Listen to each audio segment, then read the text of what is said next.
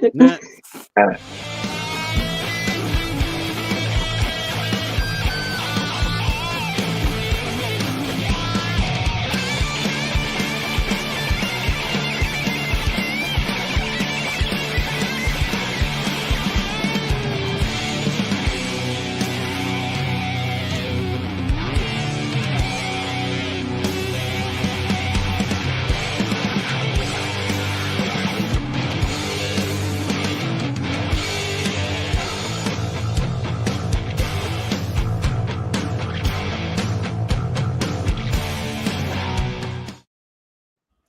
Welcome, one and all, to a live stream of the Hard Rock Show. This is all very strange. I had a whole complete glitch out at my end, so I hope it went better for you guys than it did for me.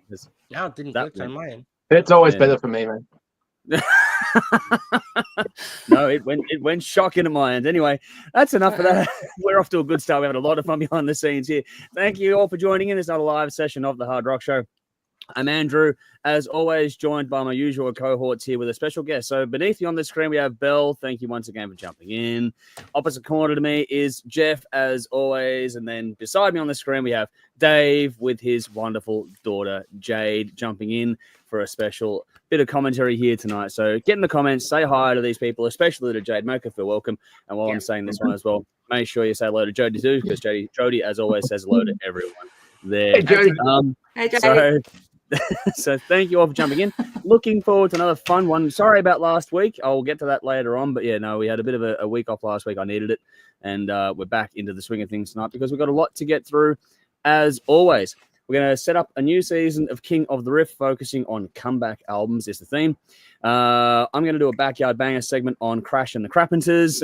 We're going to do Thin Lizzy, Chinatown. I'm going to choose songs from that one.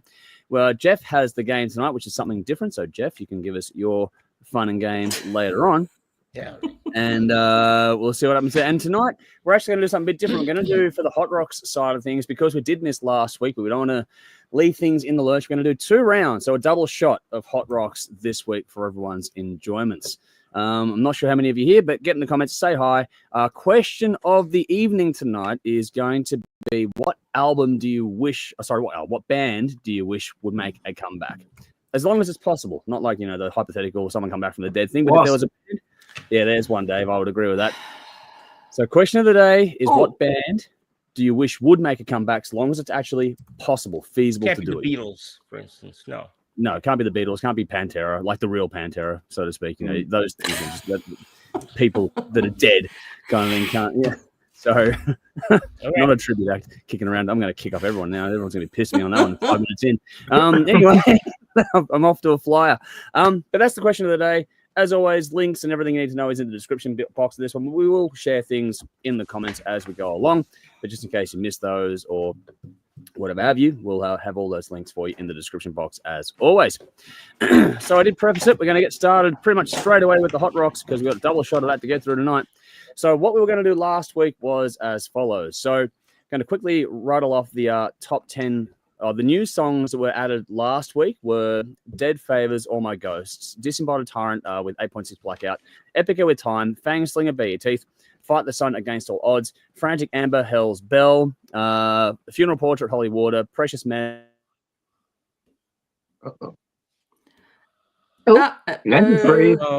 Spaghetti. Oh, no. Oh, no. Is Dave live without a mute button? I'm back. It's okay. It's a very rainy night, evening. Very rainy, yes. This would complete my sentence, a new game. You did it again. I'm here again, I think. I noticed my whole without you, Andrew. Oh, just fall apart. Yeah. This is great. So hopefully the rain will die off shortly, but it's been wet all day, so my apologies. My signal is lucky you. Tonight. Yeah, I know, right? Some of this could be so. But anyway, I don't know if anyone heard me, but I was going through the songs. But look for some of those songs coming in the next round of Hot Rocks in a moment. Kieran's here. Hi, all. Good to see you. Hopefully you're keeping well. Same with Jolie. Good to see you. And same with Jolie. Oh. One of us needs Andrew's run sheet. Maybe a topping night. No, I'm back. Maybe this is There is. You know what the funniest thing is? Yeah, here I am. Terry's here as well. If anyone missed that one, I don't know what's Yeah. going on tonight. Funniest thing is, it's actually been relatively stable until now, of course. Yeah, we were fine before we went live. Anyway, I'm not sure if I'm Hmm. here. I'm You're still here. here. I think. You're here, dude. So it Yeah. will pass. I'm going to check the weather radar shortly. It should pass in a moment. I don't know what's happening now. It wasn't like Can this I at all give you a today. suggestion? Yeah. If you could change the resolution of your StreamYard, drop it down Yeah. as low as it'll go. Okay, I'll get into my settings. A Let's see. bandwidth thing. Yep. Maybe. Full Because resolution. Oh, and then once the storm passes, you can put it back. But this will give you a little bit more bandwidth to play with. yep. All right. Well, there we go. I've just dropped my resolutions. Hopefully that'll work out. We'll see what happens. Just, of course, it's been pretty clear. It is clearing up, so it will pass soon enough. So my apologies in advance. But just to quickly, I was going through new songs. We'll look for some of those in the next round. But the ones you need to know, the top 10 for last week that would have been through was going to be number 10, Legs Electric with Volcanic. That was going to be just holding on to 10th spot after being number 5 the week before. Midnight Alibi, Love Promoter, came in at number 9. Carmeria, The Hoping Heart, came in number 8 after being at number 3 or something the week before, I think it was. Willie J 6v6s was number 7 this week after being was in there for the second week. It was pretty good the last week before. Then the top ones there were Edge of Paradise and 6 would Give It To Me. Number 5 was Binary Pulse in Pieces. Number 4, before we start getting into the fun part of the evening, was Inglorious with Testify. So now we're just going to get stuck into it now. Before I do, Michael's here. Hey, all, good to see you. Hey. Hopefully I'm holding on a bit better now. But in the comments and description, we're going to get stuck into it. So Inglorious Testify came in number 4 last week. This is the brand new single from this well-known and loved band out of the UK. Their first since their indefinite hiatus was announced in early 2023. This single sees yet another major lineup change in the band. However, it does also see the return of Colin Parkinson, who was on the band's first 3 albums. Bell nominated this one. It was assigned to me, so I'm going to give my thoughts on it, and then we'll do a quick thumbs up, thumbs down, and move on to the next song. So for me, it was fitting that the bassist was the one that led the song. That bass line, the way it opens up and moves on from there, was a really cool way to open up the song and sort of set the tone nicely for everything that was going on. But this has a real classic hard rock feel and vibe about it with everything you want in a modern song as well. Massive hook in this one. The chorus is massive, as is the main riff of the song overall. There's a lot going on here. I enjoyed the space in the verse in particular and how each verse has its own little twist in the tail too. The softer touch right before the solo builds nicely and sets up a very cool guitar solo. And I also really liked how they didn't layer in the additional guitar track there. So it was kept as vocals, drums, guitar, bass, and they just kept everyone doing their thing and didn't add the extra layer there. I liked it. It kept it really organic in what you sort of get from the live representation. The bottom end on this was fucking gnarly. It sounds great, has grit, just pumps out of the speakers at you. Belle was saying, be kind. I think I'm being kind enough for you, Belle. Yes. I'm not sure what it is, but something about this band feels different this time around. This is a band with a very colorful past, if you understand the history. But I don't know, something about the way this one kicks off and starts and the chemistry in the video and that just feels like maybe it's clicked. I don't know. I'm hoping so, but for me, it felt different and it felt like there was a vibe to it, which I just really found infectious straight away. Either way, great start to the next chapter of this band. I think it's a great song. Nothing complicated, just well written, well performed, and well captured. Easier said than done to do that, though. They've done a great job with this one, and I look forward to more from this band if it's going to be just like this. So 8 shots from me, Belle. I did enjoy it quite a lot. So there we go.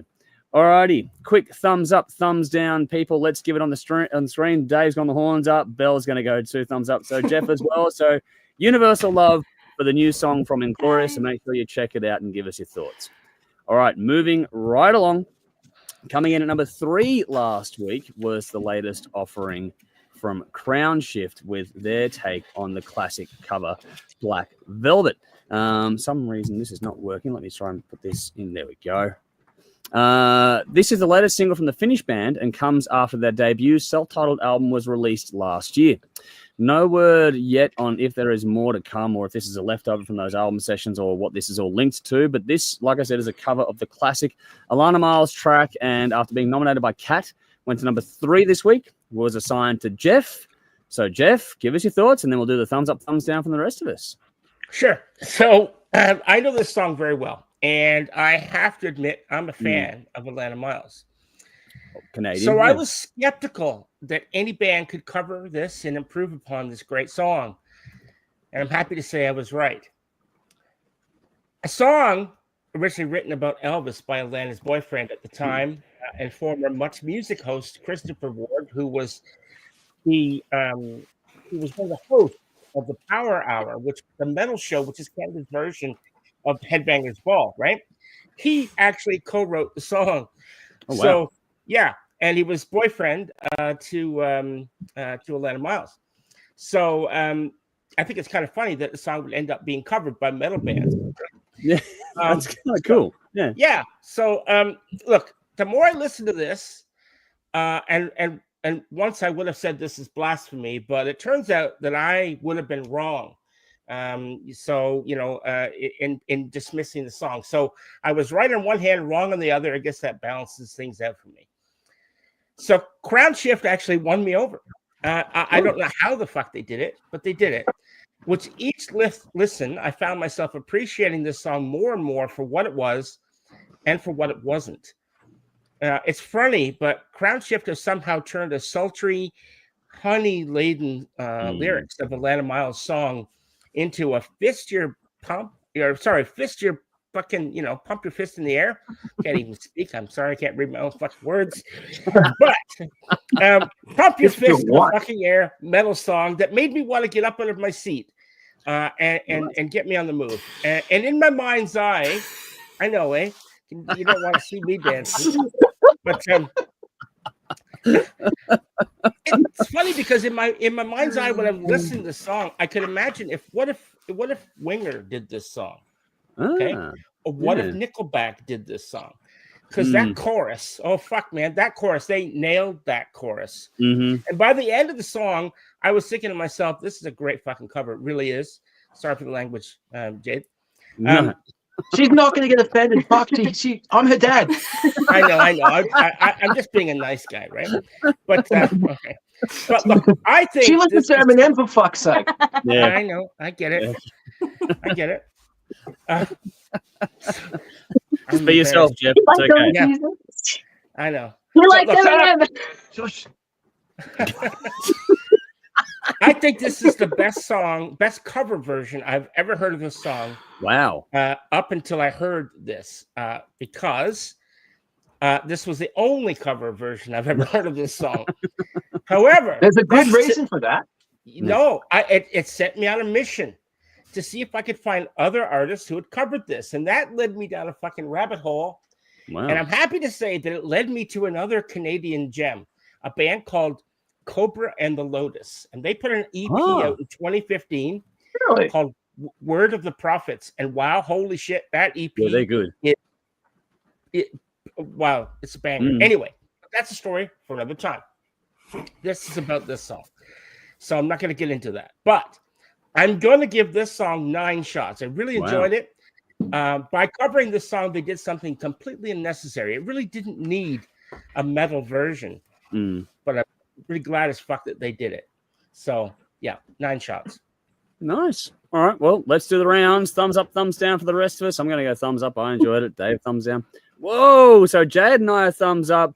Belle and Dave are thumbs down.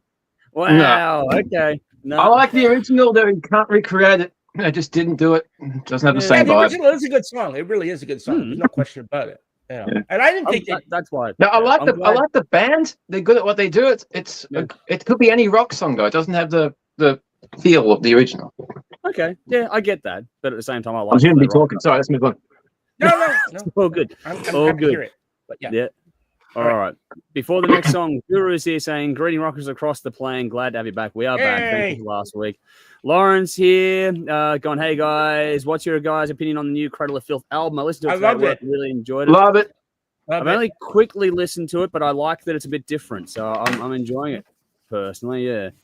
And Cobra and Lotus kick ass. Yes, they do. And Cobra Page, I think, was either releasing or did release a solo album last year as well. She did. Cobra Page, she did. Yep, that's right. Yeah. All right. Next song here, on to number 2 for last week, is H.E.A.T with Bad Time for Love. Second single from the Swedish band's upcoming 8th studio album, Welcome to the Future. This will be the band's second album since the release of vocalist Kenny Lagrimo. Nominated by Jolie, this one got number 2, was assigned to Belle. So with that being said, Belle, let's get your thoughts on this one. I'm just trying to get my thoughts on this one too, because I haven't listened to it for 2 weeks. Dear. All right. One of the things I love about H.E.A.T is the way they've brought the glory days of 80s melodic hard rock kicking and screaming into the 2000s, the 2020s, should I say. This song is just a perfect example of them doing that. It's got everything I love about H.E.A.T and the genre all wrapped up in a neat little 3-minute package. I'm supposed to review this song more, so I'll spell out what everything is. I could leave it there. What can I say? Anyway, but I won't. Classic song structure that allows you to be taken along for a comfortably familiar ride. Verses that build tension, choruses that release the tension, melodies galore, harmonies galore, synth filling out the sound perfectly, a vocalist that can belt like all hell and who also has amazing hair. H.E.A.T have a great formula and a signature sound within their genre, which is quite populated currently. So I'm looking forward to their album coming out. And although H.E.A.T have a great formula that is shared by lots of other bands, they still have a signature sound. Oh, fuck. See, this is what happens when I don't read my notes. I haven't edited. Anyway, I'm expecting an album of H.E.A.T songs. I don't even know what the fuck I've said. Sorry, Jade, for the swearing. Fuck! It's okay. Fuck! Fuckity fuck! Fuckity fuck! We've seen 4 weddings and a funeral now. That's it. Four weddings and a funeral. So good. Got Mr. Bain, the priest. Sorry. Oh, shit. This is what happens. I should ad lib more. Anyway, 8 out of 10. Nice. Yeah. I liked it. It was good. Okay, so it wasn't. You made it sound like a bit more of a chore before, like I have to do more, so I'll do more. But I'm glad it wasn't a chore for you. So I couldn't think of what to say after I wrote, well, it sounds like lots of other cool melodic hard rock songs. Fuck. That was good. Hell. Anyway, the rest of us, thumbs up, thumbs down. I'm going thumbs up. These guys are great. So fuck yeah. Awesome. Yay. Awesome. Cool. There you go, Belle. We got you through it. Lauren said on Cradle of Filth, a bit more traditional. I only gave it a very quick spin, so bear with me while I did like how it was. I don't know. I haven't listened to much since really early days, so for me it was a bit more interesting. H.E.A.T killed it at Glam Fest, though, for Lawrence, which is nice. He's here going, welcome back, gang. Sorry. Lots of pent-up Vinny to unload on everyone this evening. You've been warned. Oh, shit. Oh, no. There are children present, Vinny. That's one I will use in our defense there. Hold it for another 10 minutes, dude. Yeah. Lawrence says, do you think Glamfest should return in 26 with Deathfest, Thrashfest, whatever, Gorefest and Oz Progfest? Yeah. I would like it to, but I don't think it will. I'll put it that way. Anyone else got a counterpoint of that? I would go for a fucking Progfest. When's that going to happen? Yeah. Progfest, Glamfest, Thrashfest, that'd be cool. Yeah, they'd be nice. To me. No, it doesn't matter for Bell, unfortunately. They never get to Tasmania, but for Melbourne people, it'd be nice if they came back. They should come back, but I just don't think the market's right yet. Agree. But anyway, we'll see what happens. Yeah. Fingers crossed. But time now to go to number 1 song for last week, which is why we have a special guest here tonight and people twinning it in their outfits. This is Ghost with Satanized, not Sanitized, as I fucked up in the past. It is Ghost with Satanized. It is not the lead single. It's the lead single from the upcoming Ghost album Skeleta, due April 25th, 2025, nominated by Dave. This was the Swedish band's 6th album and came to the number 1 song this week. As such, we've been blessed and or cursed to have Dave and his lovely daughter Jade be assigned to this song here. Just quickly from the band, a statement. We wish to inform you that with just a few plumes of smoke, our perpetual state of anticipation has subsided. We learned patience is key to opening any door in life. Let us celebrate the crowning of Papa 5 Perpetua and the announcement of Ghost's 666th Psalm, Scalita. Watch the Satanized music video. A demonic tale of possession has never sounded this sweet. So there we go. Vinny's off to a flyer. I'll get to the comment in a second. But Jade, take it away. The show is yours. Go first, sweet. Okay. You said I wrote a story, so. How would you not? When the song first came out, we had it up on our TV ready, and we saw the countdown for it. Mm-hmm. When I heard 1 second of the song, I loved it straight away. That's awesome. The song is really fun and upbeat, even though it's about being satanized. That's my girl. The song already has over 7 million Spotify streams, and the YouTube video clip has 4.1 million views. Wow. Cool. That's impressive. I like how they added Latin in the song. Mm-hmm. I like how towards the end of the song, the music slows down, but then it goes straight back to upbeat. The song is really easy to get stuck in your head. Oh, Yes. that's true. Mm-hmm. What do you give it out of 10? 10. 10. Nice. Of course. It had to be, didn't it? That's why we got you guys going on there. Well, a big round of applause. Is that all that Jade had just prepared? Yeah? Yeah, big round of applause for Jade. Well done for jumping in. Jade. That was cool, too. Awesome. I didn't check over those notes at all. That was all Jade. No, I know. I fully believe Well that. No, done. Jade's coming Very well along done. super well, and I'm glad we're getting more input from the young one here, which is great to see. So thank you for jumping in, Jade. I just want to say I genuinely appreciate it and love having you around whenever you want to do stuff with us. So you're always welcome. All right, Dave. I know you've got thoughts. Okay. Yeah. Okay, look, it's not dream further long. I will try and get through this as quick as possible. I actually cut this in half when I knew, like, literally, I cut this in half. Oh my Yeah. God. It did. Okay, this is such a happy, feel-good song. It's instantly catchy. Yeah, it's not one of the most complex songs out there, but fuck, neither is Smoke on the Water or Children of the Grave or Whole Lot of Love. With so many bands overplaying these days, it's cool to have a straight-up rock song with a really catchy hook and a positive message. As far as composition goes, it sticks mostly to the 12/8 feel, which gives it an infectious swing.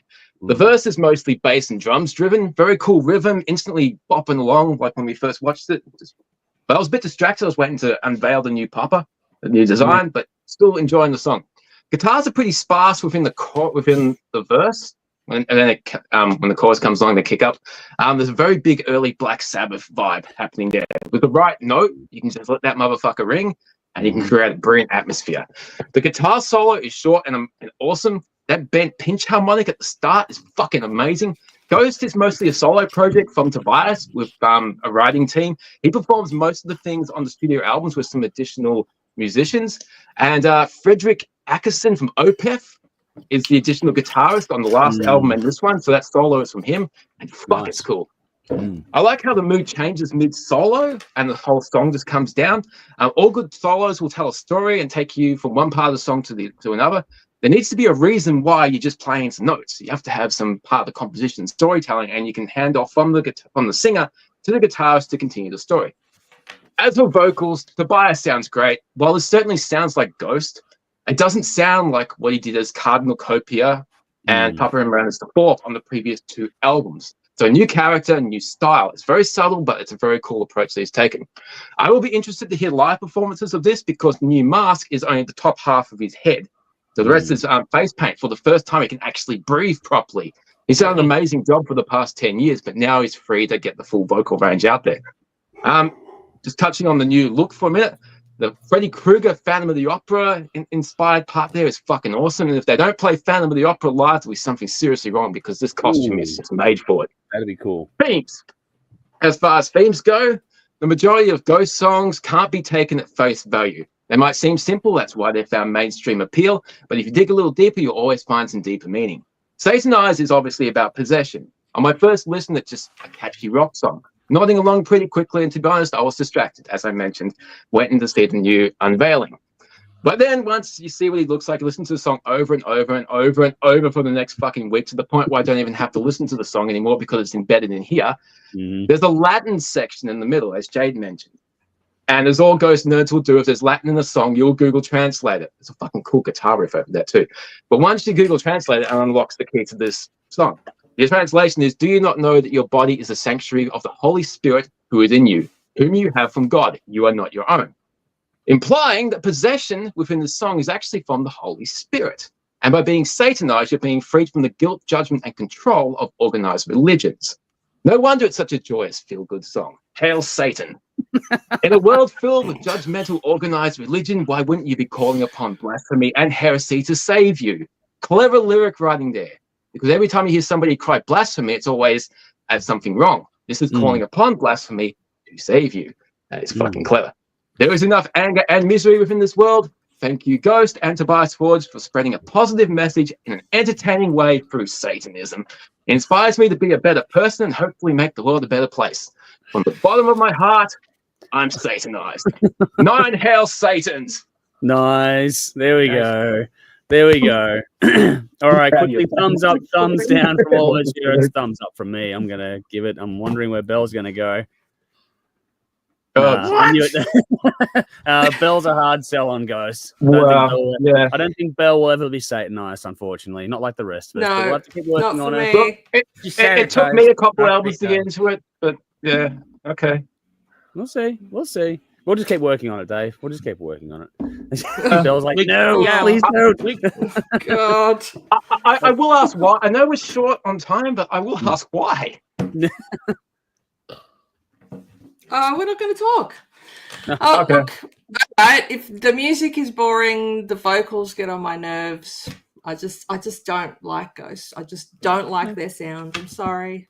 It's all right. You're not the only one. It's great they've got such mainstream appeal, but there are plenty of people that don't like them as well. I just want to ask a quick question myself. I'll make this quick bit. I don't know if you guys saw the article, Dave and Jay. This is directed at you guys. But Tobias foreshadowed that maybe the mythology will soon become less of a thing. I saw that, yeah.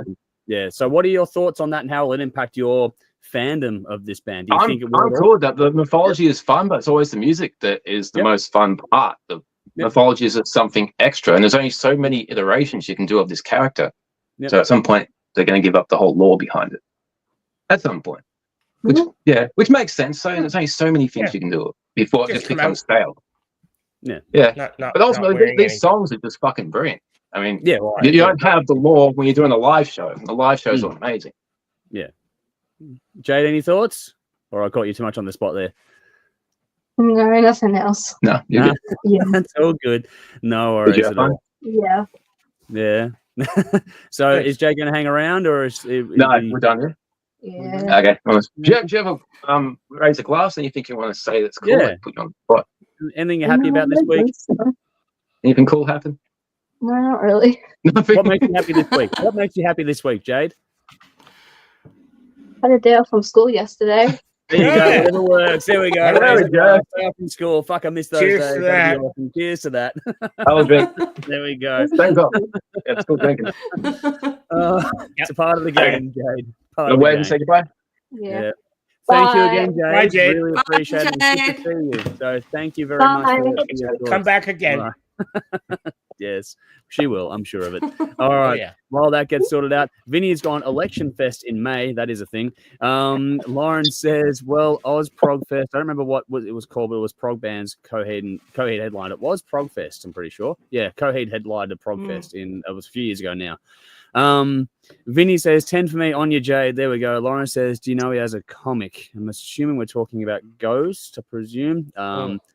Yeah, there's a lot of things going on in that world, but maybe I'm not sure. I'm not sure what you're talking about. Lawrence, confirm that for me. Jay, good to see you, Jay. I know that you're a friend of the family, so good review, Jade. I'll make sure Dave knows that one as well. I wish you would do Repugnant again. I'm assuming we're talking about. I don't know what we're talking about. It is Ghost. Okay. Okay, cool. Yes, I'm sure he will at some point. The show moves on, but I'm pretty sure he does cycle back to things as the cycle. Well, that's way before he was. The band was Ghost. Oh, that's right. Yes. Okay, cool. No, I don't know much about his early stuff, unfortunately. But I'm glad Jeff's filling me in here because I'm catching up on things this week. What do we got here? Tough says, how do we do, metalheads? We're doing well, man. Hopefully you are as well. Tough is back. Gone. Thumbs up. Well, yeah, good to see you. I'm more of an Odin worshiper than Satan. That's all good. It's all good, man. Whatever works for you. Yeah. Doesn't matter as long as it brings you joy. I don't give a shit. I'm just loving it. Lawrence is gone. Cheers, guys. Love Aussies talking about metal. We're doing our best. We'll talk. There's more to come. So if you feel like hanging around, feel free. Wow. Tough says I turned 49 last week. It's great falling apart. There you go. Yeah, no, unfortunately, as time moves on, it does leave us all behind in some way, shape, or form. So good luck, Tough. Hopefully it gets better for you in the years yet to come, because I don't think it gets any better. Lawrence says, no, it was last year with C.A.T.C, and it was C.A.T.C's comics. Yes, I did hear about that. Yes, sorry. C.A.T.C have done that sort of stuff for a while. Their concept work is really interesting. I haven't delved into it, but I know people that have, and people that really get into it, really fucking get into it. And I've just sort of skimmed on the surface, but I've liked what I've heard so far. I've listened to only a couple of their albums over the years. I did want to check that out last year, but didn't quite get around to it. All right, I'll make sure Dave knows that, but let's quickly recap round 2 then, because we have another shot of Hot Rocks to get through while I get my words out. So the new songs that are currently in Tastemakers, as we go through things tonight, there is a link there. Oh, Dave, before I do, just quickly, there was a cool comment here. Jay said, great review, Jay. So that's her auntie. Yep. So there we go. I knew it was a family connection there, so that's how it works. All right, so I figured to make sure you knew that one because I know that was a connection there, Dave. Yeah. All right. So the new songs currently in Hot Rocks as of this week, which you find out Tastemakers playlist. These are what's in there now. So we have Wukan with Irons in the Fire from Jolie, the Talon with Aegis from Ula, Teramaze, Ending of All, 13 minutes with the song Stay from Cat, Paradise Slaves, Aesthetic of Serpents from Vinny. We have On My Command with Gateways, Obsidian Chant with Cold Embrace from Michael. I put in Lung Mausoleum, a Melbourne band. We have Hidden Intent from Adelaide with Terraform. We have Bloodywood with Kismet from Michael there as well. Another Michael in Patreon. If you want to get involved, Patreon's the place to be. Hey, I'm going to jump in and say, if Hidden Intent get through, I want that song next week. Okay, cool. All right, cool. We'll see what happens. We've got to get the voting done on the weekend. It's fucking awesome. It's pretty fucking cool. I'm not going to lie. Fucking great. So let's recap now the results for this week's actual Hot Rocks playlist. This is what's currently in Hot Rocks now. Ones that didn't quite get there were Dead Favors and Precious Mess from last week. They didn't get there. Falling out of this week's list is Legs Electric. They've dropped out of the top 10 now after about 3 weeks in there. Epica Time didn't quite make it as well. And another one that nearly made the cut was Willie J's 6v6s. They're falling out of the top 10 as well. That said, there are still a few here from last week's playlist, which we've gotten through. So number 10 was Inglorious with Testify.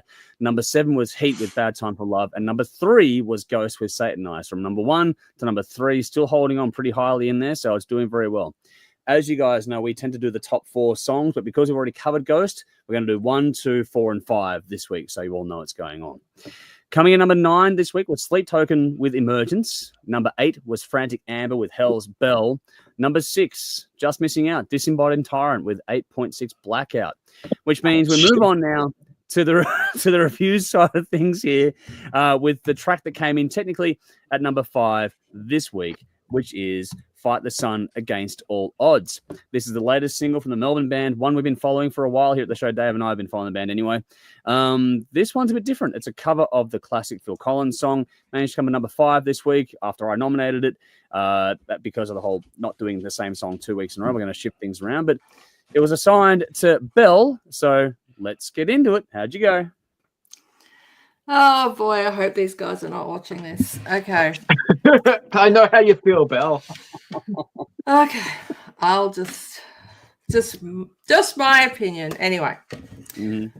Sometimes you'll get a fusion of 2 things you don't think will work, but they do, like operatic vocals and metal, for example. Mm-hmm. But this is not one of those times. Alt hard rock just didn't work with this song.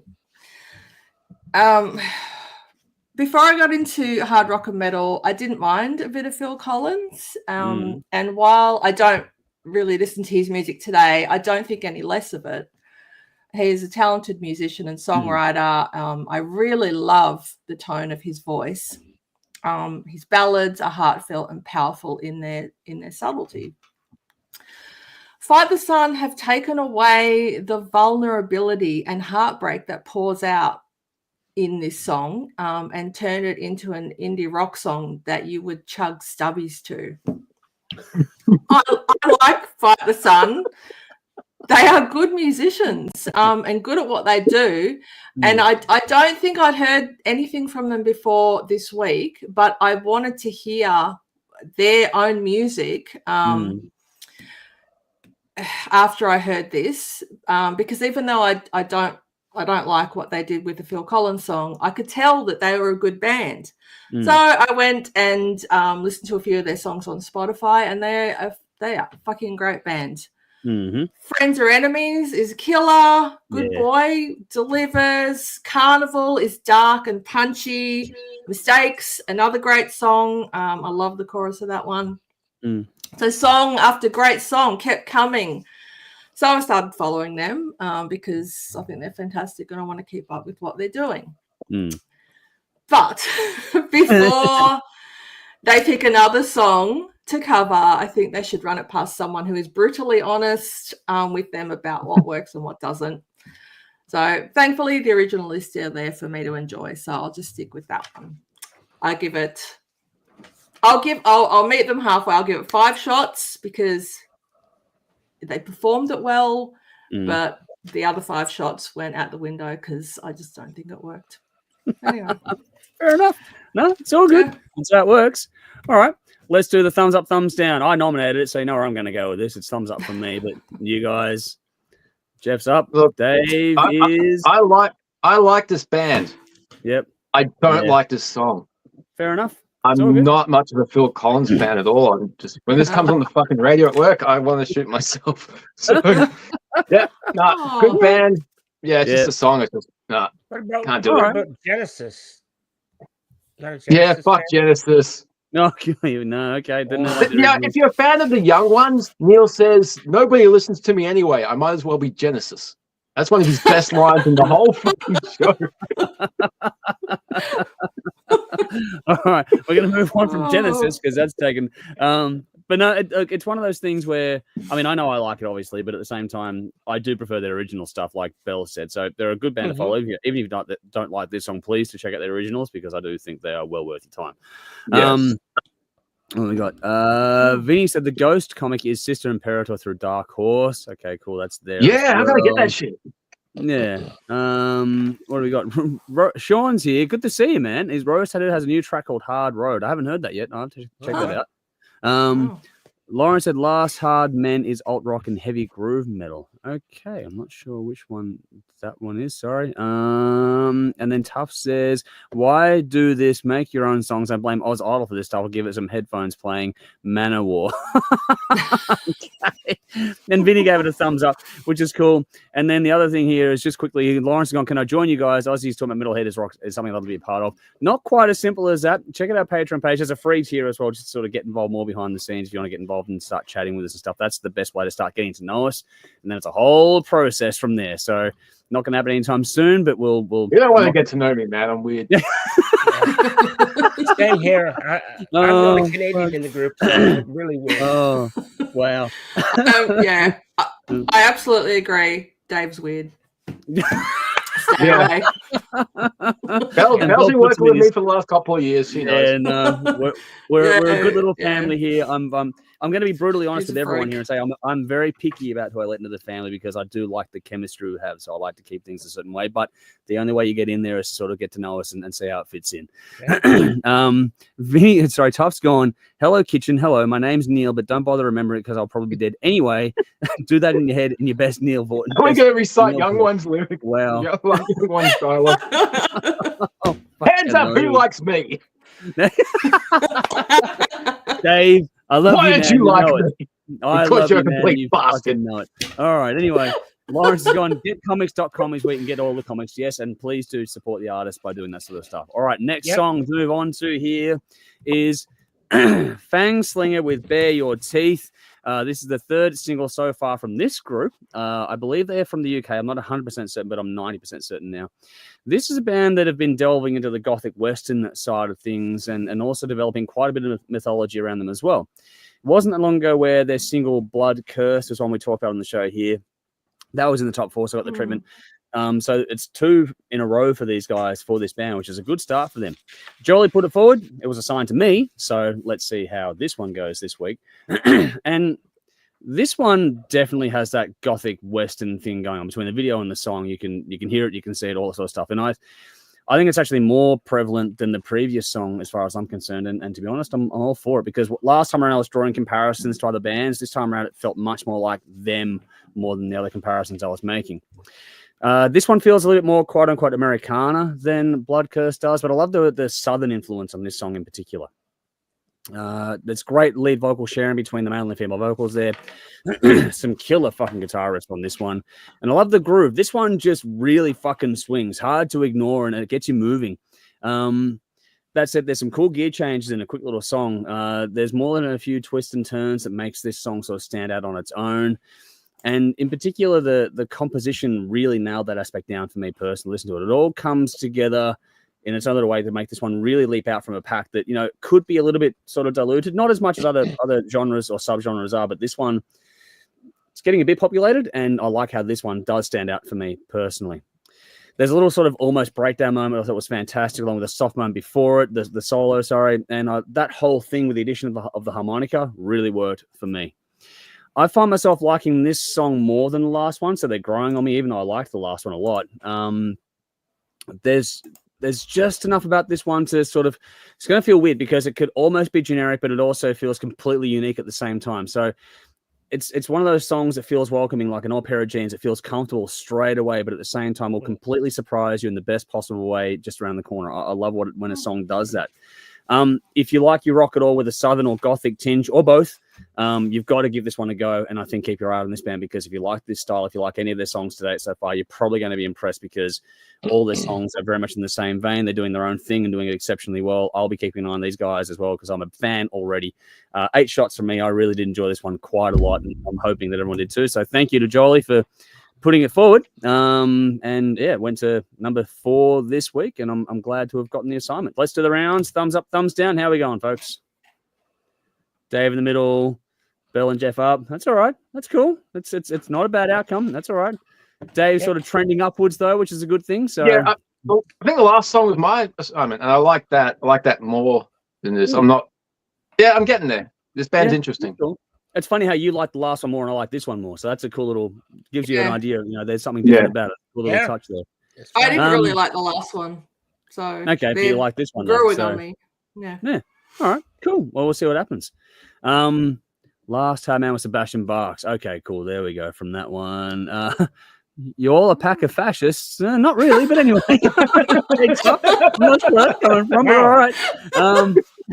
Let's spell into a grave. Let's fill it in. I think maybe because I'm being picky about who I let into the group. I'm not sure. I see. It's young one. He's gone, not bad. My Labrador puppy likes it. He was jumping in more on my bed with the socks, or with my socks. Okay. I don't know what's going on. That'd be cool, though. Send us a photo, man. Vinny's gone, Lawrence Dave loves Pearl Jam. Great way to get in his good side. Vinny, don't do that. That's not fair. Oh, hang on. But this will hang on. Dave, give it a second, because I don't like grunge from Lawrence. So here we go. You and Dave will be friends now. So it's just like I never said I don't like Pearl Jam. I like Versus and Vitality. I just don't like the first album. 10. I know. It's all good. But Lauren said, what about Nevermore's new lineup? Okay, I'm not. I haven't heard the stuff yet, so I can't comment till you. Yeah. No, I haven't heard it. Yeah. I'm not sure. I'm a Jeff Loomis fan, so. Yeah, me too. Well, yeah. The members are good. We'll see what it does. I'm going to hold judgment until the song actually comes out, kind of thing. I'd rather hear more than worry about the noise online, if that makes sense. Let's get to the music first. Absolutely. Yeah. Tough's gone. That one, Puppy Lab pause up. So there we go. So there's a fan of the puppy in there. Vinny says, wasn't a fan of FangSlinger, felt like Beyonce doing rock country. Okay, there we go from Vinny. Beyonce. Well, she does. She already does country. Well, then. I know, and not very well. No. Jolly says, love both Bells and Andrews. Your review, thanks, but fan both bands now too. So there we go. You're welcome, Jolly, and thanks for giving us the songs to check out this week as well. All right, on to a song that I have a funny feeling everyone's going to like. If I'm wrong, then fuck, I hope not, but I like this one a lot, and I'm pretty sure everyone does too. The Southern River Band with a little song called Fuck You, Pay Me. This is the latest single from the Thornley, West Australia band we've come to know and love over the last 12 months or so. Not sure what else this fantastic band has in store for us in 2025, but this one has quite the pointed little message if you can't tell from the title. And there's a tour to go along with this in May. Nominated by Bell, assigned to Dave. This one came in number 2 this week, so it's very much in-house. So let's get into it. Dave, have at it. Fuck you, pay me. Some song titles just give you the idea right from the start. This is a very cool, straight up, fun, upbeat rocker. As soon as that riff kicks in, I got a very big Thin Lizzy vibe, which was awesome, but it's not a Thin Lizzy copy. Thin Lizzy wouldn't do that, but it sounds enough like Thin Lizzy to get the influence there. They did it their own way, which is fucking great. That's the way it's done. The lyrics are well done, great storytelling, great anthem for the working class, especially if you're listening to it at work. It's just like, I don't get paid enough for this shit. I'm fucking killing myself here. Instantly catchy hook to the point where I'm singing along with Fuck You, Pay Me on my first listen. It reminds me of when I used to go see local bands regularly, and I would come away from seeing 3 or 4 bands live, bands I've never seen before because I'm there for the headliner, and I'm remembering songs that I heard from these bands that I never heard before all week. So I would go and see those bands when they headline. I would see more bands that way. And you know, when you see a live band and you walk away remembering the song, that's the true fucking test of whether you're a good band or not. If you see a live band and you think I've got to hear their studio stuff, that's not good. But yeah, I really want to see these guys live because I think they're an amazing band. They write great songs, catchy hooks. But yeah, this would be a lot of fun. Give us 8 shots. Fuck yeah, it's cool. Nice. All right, rounds. I'm going to go 2 thumbs up. Fuck yeah, I love this song. I think it's fantastic. Yes. Phil, the same. Jeff, yeah. This is I had a funny feeling. Unapologetic Aussie, and fucking love it. Yeah. Very awesome. Dave, I loved your notes about this. What it's like to go and see the local bands back in the day for us in particular, and we have more time to do so. Fuck yeah. It's one of those moments. Oh man, so many venues that were doing 4 bands every night, every Friday night. First band would be like 9, last one started at like fucking 1. I had to work on Saturdays, so that was fucking tough. I do it every week. Yeah, there's so many great bands around then. Yeah, we're gone now. We'll keep digging them up, but we keep finding ones like this too at the same time. Even though they're in WA, this is a great Aussie band. So if you haven't checked out that Southern River band, please. I'm sure the people like Audio Rand probably tell these guys Melbourne loves this type of shit. Yeah. So come, we'll call you our own. Yep. Yeah, we'll definitely embrace this one. Come to Melbourne. Yeah. Oh yeah, I want to see them for sure. Oh yeah, if they come up my way, I'll fucking definitely go. Lauren says, last question, does it matter as long as you enjoy it? No, it doesn't. I think all of us can agree wholeheartedly on that one. It doesn't matter any of it so long as you enjoy it and it gives you some happiness. I completely concur with that one. Tuff says, now this makes my old ass even older. I love it. There we go. Man family, good to see you. Hopefully you'll keep my leg on best tune tonight. Hey. Great, there we go. Vinny says, for 10 points, fuck you, pay me was a line used in what famous movie line from 1990? Jesus fucking Christ, I don't fucking know. Anyone? Goodfellas? Oh, maybe. I don't know. I'm or maybe My Cousin Vinny. Oh, well, that would be interesting if that's Vinny. Go. Jolie says, love Southern River Band and love their song. This song is so relevant to today's society and music industry. Any creative industry, I think, is definitely, and that's the thing. Lauren says, if any of you guys love slamming, brutal death metal, my band is Rotting Infections. So there we go. I'll happily slam that, man, because I fucking hate that shit. We can't be friends. No, I fucking Bill hate that might crap. like to listen to it. We'll see what happens. I never judge a book by its cover. Yes, it sounds like Bill's thing. Anyway. Oh, God. I couldn't think of anything fucking worse. Tom says, me and my Jurassic Ass give it 2 fossil thumbs up when it comes to Southern River Band. I'll be looking at these Jeff, guys. you were right. It is good, fellas. Oh, here we go. Here's an old friend. Hang on. Brendan, good to see you, man. Hopefully you've been well. Southern River Band are awesome. Good to see you, man. Hopefully you've been hope you and I are doing well Yeah, lots of love to you guys down there in Melbourne. Fucking good to see you. Brendan's gone, I'm here for the nostalgia. That's all we do, man. Vinny's gone. I live in the thumbs up. past all the time, man. Yeah, Tufts, Goodfellas. There we go. So it was Goodfellas. And Vinny's gone Goodfellas 3 times within one paragraph. And well done, Jeff. So there we go. All right, one more song. The last song for the evening to do this bit of the show on is The Funeral Portrait with Holy Water. This one comes to the upcoming deluxe edition of the American band's second studio album due in June 2025. The original version of this was released on the original album last year, but this version comes with a special guest spot from Ivan Moody of Five Finger Death Punch. Nominated by C.A.T, this went all the way to number 1 this week, was assigned to Jeff. So let's see how this one went. Jeff, Funeral Portrait, Holy Water. How about it? Sorry, Cat. Look, when I saw these guys, I thought, oh no, not another fucking emo cover band. Just what I fucking need. I'm not in the mood for it. Another My Chemical Romance. Yay. Because that's who they reminded me of at first glance. But what about their name? I immediately thought of Opeth, the Funeral Portrait, the song, so their name is very dumb, okay, and it doesn't seem to be reflected in the music. At least I don't think it is anyway, but what do I know? But the old saying is, you never judge a book by its cover. Well, whoever said that is a fucking idiot. I agree. I agree very much. But I'm going to have to say, all joking aside, for what it's worth, I went into this song very apprehensive about this band because of the way they look, their image, what they portrayed. And I came out a fan. They aren't reinventing the wheel by any stretch, but who says they have to? Whatever it is that they're doing, whatever style they're ripping off from or wherever they're getting it from, they're doing a pretty good job at it. I read their bio, and it said, their sound, and I couldn't believe this because this is it said it's a blend of My Chemical Romance. I was spot fucking on, but it's only an appearance because I don't think they sound like My Chemical Romance. No, I agree with that. Yeah, Ghost. Yeah. Instead, they sound like Ghost. I'm like, where do these guys sound like fucking Ghost? There's no fucking Ghost there. There's no Ghost here. Not shit. And there's some other band named Motionless in White. Don't know who they are, so I can't say. Don't know. Yeah, dog.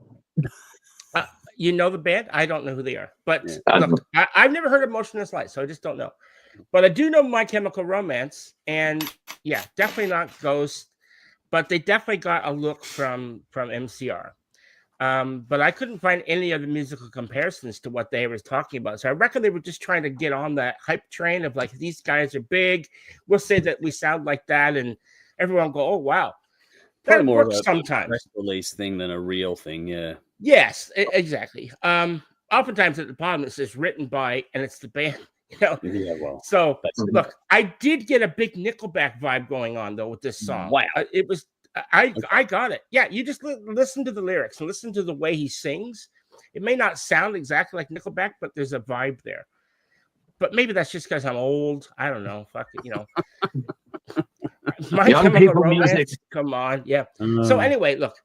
As I said, I quite like this song, despite their shit image. But we all know the image isn't really something that should matter. It really shouldn't. Because but you can usually tell a lot about how people present themselves, especially bands. You certainly get a vibe. Especially bands.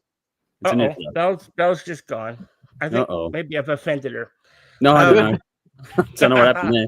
All right, we'll get her back. All right, well. Keep going. We'll get it back eventually. Anyway, look, as I said, I think it's the sound that matters more than anything, but that's just my opinion. So would I go out of my way to buy tickets if these guys came to town? Probably not. But I wouldn't say no to free tickets if they fell in my lap either. So guys, if you're out there watching all the way from the US, hit me up. 7 shots. Okay, fair enough. Oh, fuck.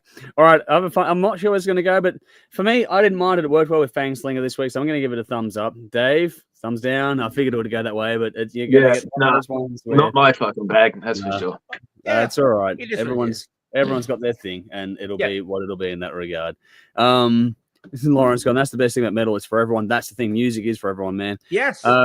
Not bad. Good to play while playing Assassin's Creed. Okay, there we go. I was actually in an emo band and we recorded a video clip of you guys. If you guys are interested in seeing back 16 years ago, hey, send it through, man. It's all good. We'll check out anything. What the hell's going on? Victoria's here. Hi, all. Good to see you, Victoria. Hopefully you're keeping well over there. I'm not going to read every comment. Tom says, we're watching Japanese wrestling. Fucking hell. Japanese wrestling. There we go. Tom's watching Japanese wrestling. Lauren said emotionless and what are industrial metalcore. So there's a little introduction for you there, Jeff. Okay. But Vinny loved Funeral Portrait. So many diverse facets gave me 6 a.m. vibes. So there we go. Yes, I get that. Lauren says, how do I send it? Info at thehardrockshow.com. If you go to thehardrockshow.com, there's a link in the description box for this one. You'll find a contact form for us there or a contact link. So just hit that email. It's info at thehardrockshow.com for those that want to pay attention at home as well. Here we go, Belle. You're back. How you going? Sorry, I think my phone's wigging out. But... Okay, you all right? All good? Yeah, all good. It's just getting a little bit warm.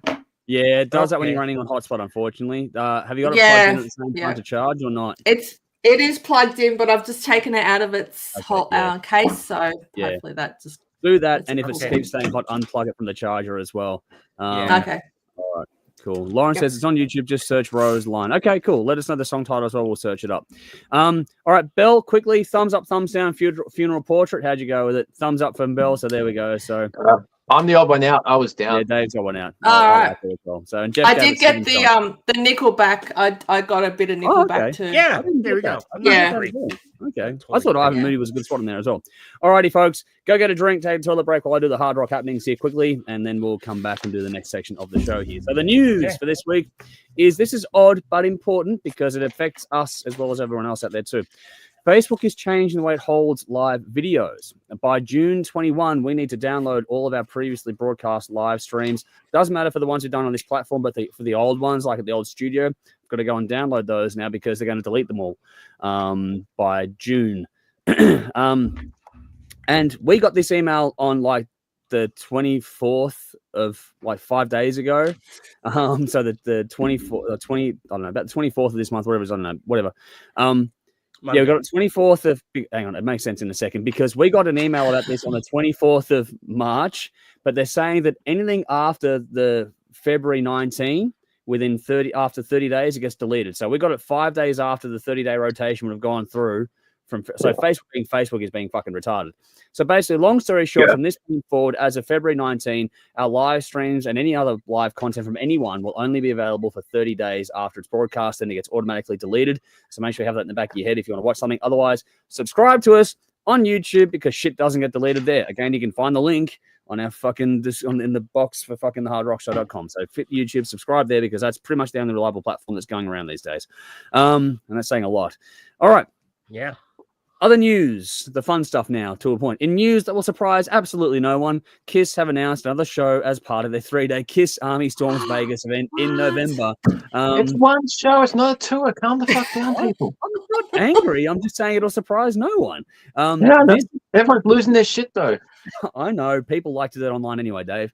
This appears to possibly be an unmasked show, if I'm reading it correctly, and also will in some way shape involve Bruce Kulick, which is pretty cool. So take that. That's cool. Yeah, he's great. In other quick news here, Napster have been purchased for the eye-watering price of $207 million US by a US-based company out of Connecticut, I believe, with the aim being still around. Napster's still around. Yep, and it's been a legal music sharing process for like $11 a month US, I think it's been. The aim now is to sort of reshape the legal sharing of music service into a brand new one focused on marketing musicians in the metaverse, so more Facebook platform shit here, prioritizing active fan engagement over passive listening, quote unquote, allowing artists to connect with, own, and monetize their relationship with their fans. We'll see how that works out. Anything on meta platforms, I don't trust. In more local news, got a few local bands here to talk about. Perth band Hail Mary, Dave, you'll be aware of this, hopefully, have announced a new lineup. Vass is no longer in the band, which caught me by surprise. Yeah, I know, right? That's a big deal. But they're returning to the stage and possibly more in 2025. So new look, new everything. So we'll see what happens with Hail Mary this year. So hopefully new music is on the rise. Very good band. Great band. Adelaide band Life Pilot have released their debut self-titled album, already out now on the 20th. I think it was released a few days ago or a week ago, and they've got a tour to go along with it. So between April 24 and May 16th, they'll hit Brisbane, Gold Coast, Nambour, Terrigal, Canberra, Sydney, Melbourne, and Adelaide, with a few all-ages shows in the mix there as well. Sorry, Billy, you're not going to like any of these announcements. Nope. Brisbane band Valhalla will release their second album, Beyond the Stars, on April 11. Will also be on tour in May. Between the 16th and 25th, they'll play Sydney, Melbourne, Brisbane, and the Gold Coast. And finally, Black and Open Air, one of the world's most unique metal festivals in all the world, is returning this year for 3 days in September from 19th to the 22nd.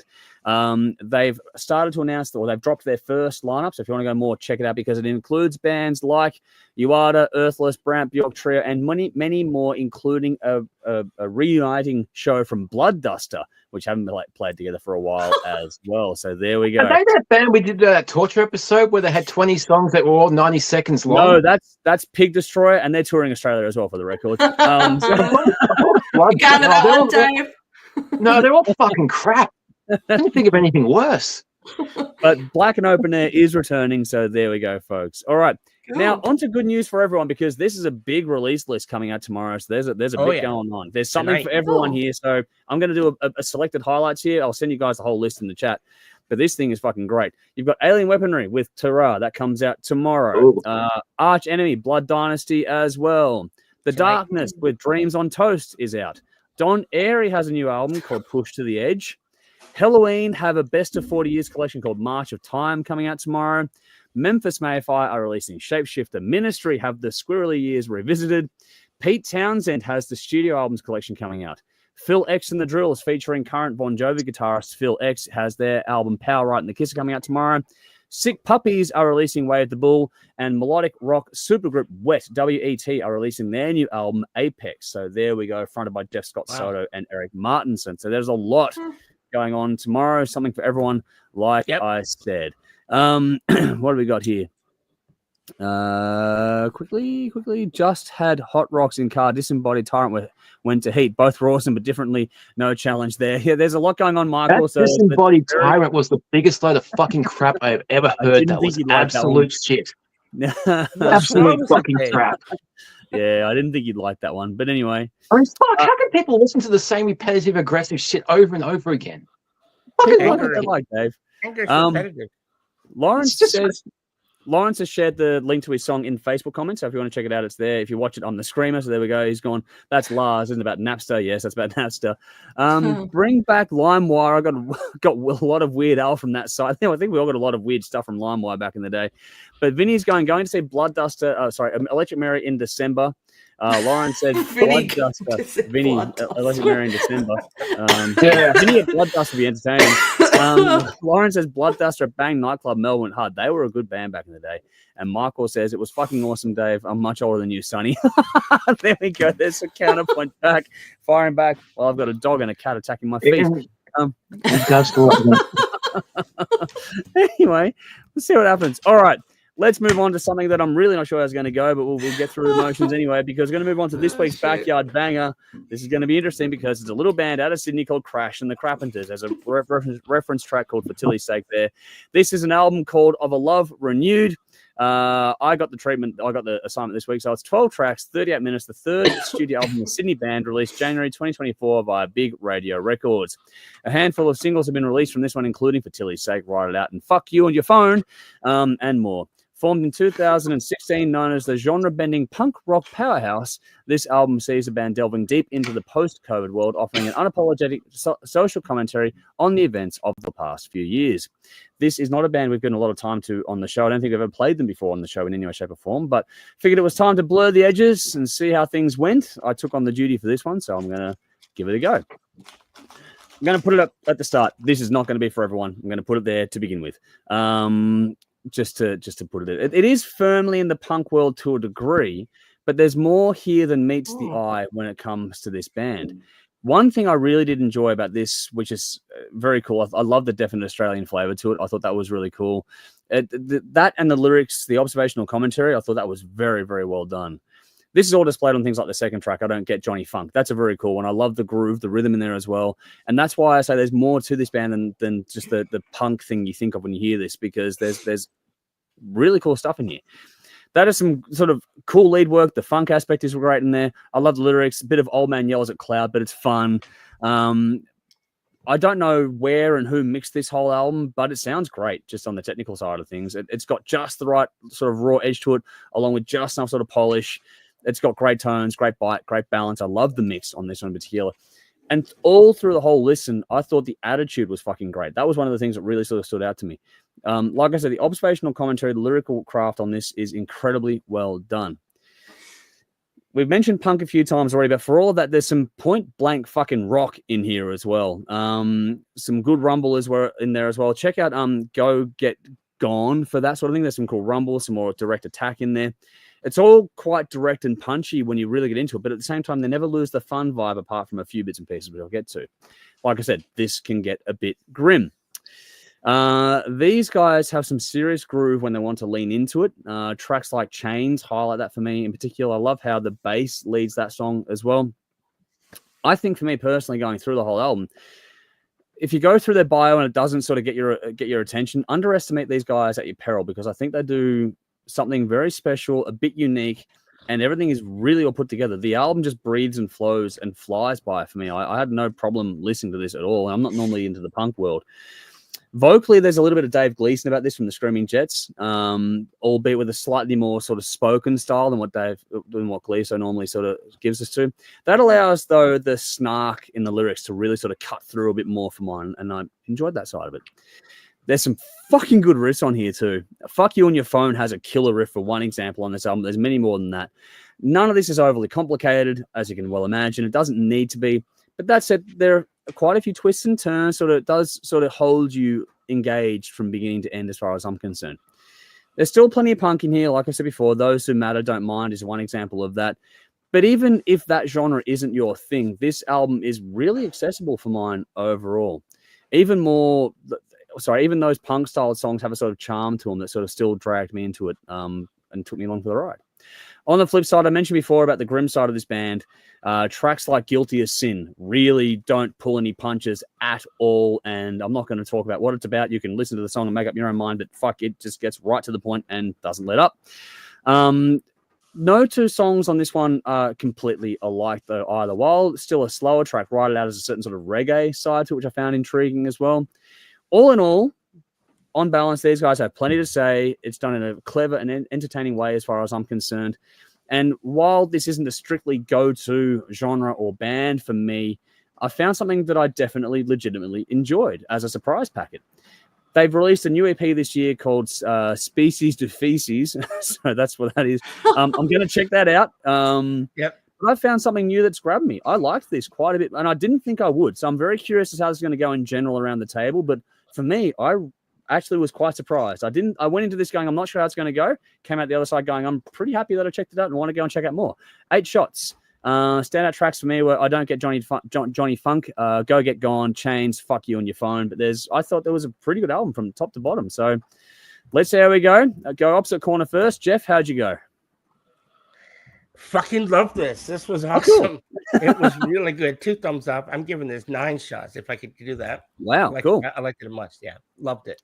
Nice. Because I went in like you. I went in thinking, no, it's going to be shit. It was great. All right, cool. Belle? Yeah, I look, I mean, you know, the story behind this review is when I heard the word punk, I'm like, no, I'm not doing it. I'm not doing the review because this was originally going to be mine. Yeah. But, obviously I had to listen to it. So I ended up writing quite a bit actually about this after I listened to it.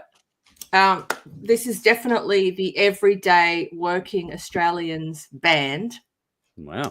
There's a rawness to this album that's undeniably appealing. They are clearly good musicians, and the songs are quite varied stylistically, which made this album interesting and even intriguing, because once I got to the 5th track, Chains, I realized these guys are just not one-trick ponies.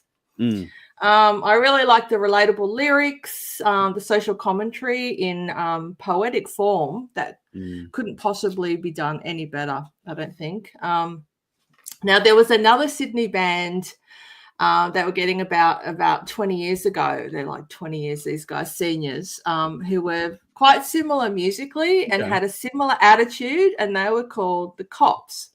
And they came to mind listening to this, and I think that they were, I'm not sure where in Sydney those guys were from, but there was one reference in this album, but I think these guys might be from the South Sydney area. I'm not sure. Okay. Could be wrong. Yeah, Fuck You on Your Phone was a hilarious song title. Yeah. Guilty as Sin, I agree, incredibly powerful, and the delivery was fantastic. Those Who Don't Matter Don't Mind sends a great message, even more so the song For Tilly's Sake. Yeah, so these guys really spoke to me through their music and lyrics, and I think this would be a really great band to see live. I think that they would physically put across their attitude in the way that they do musically. So don't know if they'll ever make it down here, but oh well. I enjoyed this album. So I hadn't written a score. I don't know. I'll give it 8 shots. Cool. Yeah. All right. It's good. Dave, last but definitely not least, how'd you go with it? Yeah, no, didn't like it at all. I got like 5 songs in. I'm just like, no, this shit's not for me at all. The second song, I don't get Johnny Funk. He kept saying, I don't get it. And that's exactly my attitude. I don't get it. I don't. Yeah. No score. Not fucking terrible. It's good for what it is. But my God, I can't listen to shit like this. So, no, absolutely not. Definitely no. No, capital fucking no. All right. That's cool. And I don't force anyone to do anything. I've made that very clear this year in particular to not overdo it. But Dave, I'm hoping next week, because you've got the assignment next week, it's a band called Imperator. The album is called Nations Rise, and this one has a guest, or I'm not sure if it's a guest because he's in the actual band photo, but Leon from Ragdoll plays a part in this band. Okay, cool. So, I mean, I figured that might get your attention. Leon from Ragdoll wouldn't be in anything shit. He's got too much class, that guy. So we'll see how. I haven't listened to the whole album. I've only checked out a couple of songs, and I like it, but I want to see how you go with it. So we do the random order, and that's what's up. Maybe I'm too serious with music, but I can't do the screwball shit. And this was was just too much fucking Oh, good man. Don't stress. I'm not asking anyone to do anything. I want to make this fun, so just keep it fun for everyone involved. I hope so. Yeah, because in all my years of doing the show, fucking, I don't know. 2025 has a lot of shit. Things are changing, and things are getting really fucking bad. Well, we'll keep finding the fun stuff for you. Like I said, hopefully the one next week for you, Imperator, will be something that I think you will enjoy from what I've heard of it. But we'll see how we go. We'll all go and listen to it, and we'll all have a thoughts on that one next week. That's next week's Backyard Am I doing Banger. the game next week as well? No, that's not next week. I'll go through the cycle. Are you sure? It's been ages since I've done it. Yeah, I changed the order after the last sort of thing to make it work out. So I'll go through and double check myself, but I'm pretty sure I've got that mixed up the other way around. So I thought it'd been over 4 weeks. I thought it was up. It's one. I don't know. I changed the order to make sure people weren't doing 2 weeks the same, like doing 2 sections a week kind of thing. So I made it so I shuffled the order to make sure everyone gets an alternating week on and off. So you and Belle have a week together, or Jeff and I have the other week together, and we just alternate from there who does what sort of part of the show. So it's a bit of a system that's cool. to it. That's thrown me because I was ready. That's all cool. No, I mean, that's all right. Well, being prepped is better than being not prepped. So take it as a win. All right. I'll get to comments later on, folks. We're going to move on a little bit now to try and move on through the rest of the show. I'll get to the rest of the comments as we go through. Time now to move on to Thin Lizzy, the fretboard feuds part of the show. Well, I'm out of practice after last week, like Belle. So this week we're going to go through and pick songs from the Chinatown album from Thin Lizzy, but we're going to recap where things were left off last time around a couple of weeks ago. So last time around, as things stood then, at the end of last time, we were 305 points to me out in front. Jeff was on 290, Belle 280, Dave on 245. So it was a slight gap between first and last. Are you getting that satanic influence there, Dave? Maybe. There was a big fucking noise out there. You all right? I think so. Door hasn't fallen off. That's a good thing. Well, that's a start. So that's where things were at last time around. Things are significantly closer as we go into this round here. So last week we had Black Rose, a rock legend. Belle took With Love. I chose Waiting for an Alibi. Jeff chose Do Anything You Want to Do. And Dave took Black Rose. In case you don't know, if you're a first-time watcher, we all go through, pick one song from the album that we like the most or is available to us. And then we get the audience to sort of pick their top 3 songs. We work out who has the most points from there. It's a whole thing. It's a bit of fun. We enjoy it, and we get to go through a discography while we're doing it. So the audience choice top 5 from Black Rose, a rock legend, go as follows. Number 5 was Waiting for an Alibi, which was the one that I chose. Number 4 was Got to Give It Up. No one picked that one. Number 3 was Sarah, and no one picked that one. Number 2 was Black Rose or Roisin Dub, which was chosen by Dave, which means the number 1 song was Do Anything You Want to Do, as chosen by Jeff. Yeah. So this is a really interesting week. We actually got quite a few comments in this one, Belle. I thought more than the last few rounds. Anyway, we got a bit more feedback on this one, so it was good to see. But that, like I was saying, I prefaced things like before it was Dave was on 245 points and I was on 305 points. That was the gap between first and last.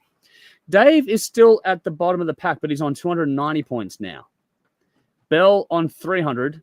I'm on 335 along with Jeff, and Jeff gets to take top spot this week because he got the number 1 song this week. So it's much closer now than it was with a few rounds to go. So we have Chinatown and a few more after this to get through. So all this being done, whoever went last the week before goes first in the new week. So it's time for us now to pick our favorite songs from the Chinatown album as released in 1980. First up with Belle having the artwork and the vinyl, as always. I don't think we've missed an album yet, have we, Belle? So you've done very well with that collection. One album you missed, the rest have been good. I think so. All righty. Dave, you get to go first. So any thoughts on the album and your favorite song? Over to you, good sir. I'll keep it quick. Was a loss losing Gary Moore, and I don't think Snow White fully fit this band. It's a bit of a change, and I don't think there's a few filler songs on here, which is unusual, but there's some fucking great songs as well, like the title track, Kill on the Loose, and Sweetheart has been a personal favorite of mine since I first heard this album. There's a fantastic melody in there, and I should pick that, but I'm going to go Kill on the Loose. I think that's an awesome song. Nice. So, that's my pick. Nicely done. You might get some points for that. We'll see. I don't know. We all thought a bit different last time around, so we'll see what happens. All right. Belle, over to you next.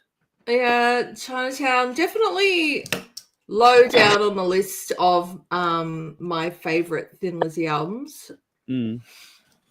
Possibly my least favorite. Like, it's not awful. It's Thin Lizzy, but it just, I don't think it has the diversity of other Thin Lizzy albums, which is one of the things I enjoy about listening to a Thin Lizzy album. This album's really samey, and diluted by comparison, especially coming off the back of the Black Rose album, which is superb in my opinion. The whole vibe of this album, it just sort of feels like they just couldn't be fucked, which is, I don't know. Maybe they could, but I don't know. That's just how it's how it feels to me. The only actual bit of energy I heard from this is halfway through with Hey You. The last song where they pick up the pace a bit. But yeah, if you have to wait till the second last or the last track to get something, it's quite, I don't know, vanilla and just it's just meh. This album to me is meh. Okay. So the best thing about this album is the artwork.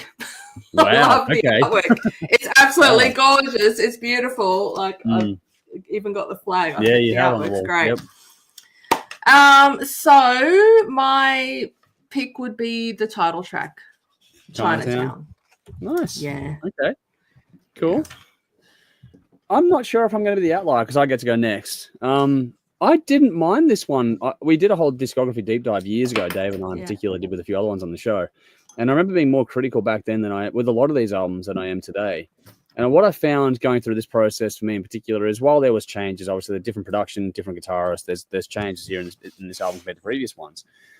What I'm finding is that I'm not getting the same highs as like you, for example, Belle, are getting where you see this is like an amazing, oh my God kind of album. I'm not getting that level of high, but I don't think I'm getting the same lows at the same time that that you've just experienced here. So for me, I'm finding that every album's kind of that consistent sort of 7 or 8 out of 10 kind of thing for me, up to a 9 kind of thing, but nothing sort of goes too far outside of that range, which means what I'm finding is every album has strong points, every album has weak points. But what I'm learning over the journey doing this process is that as a combination, their entire career, you put a greatest hits album together, it's a fucking beast.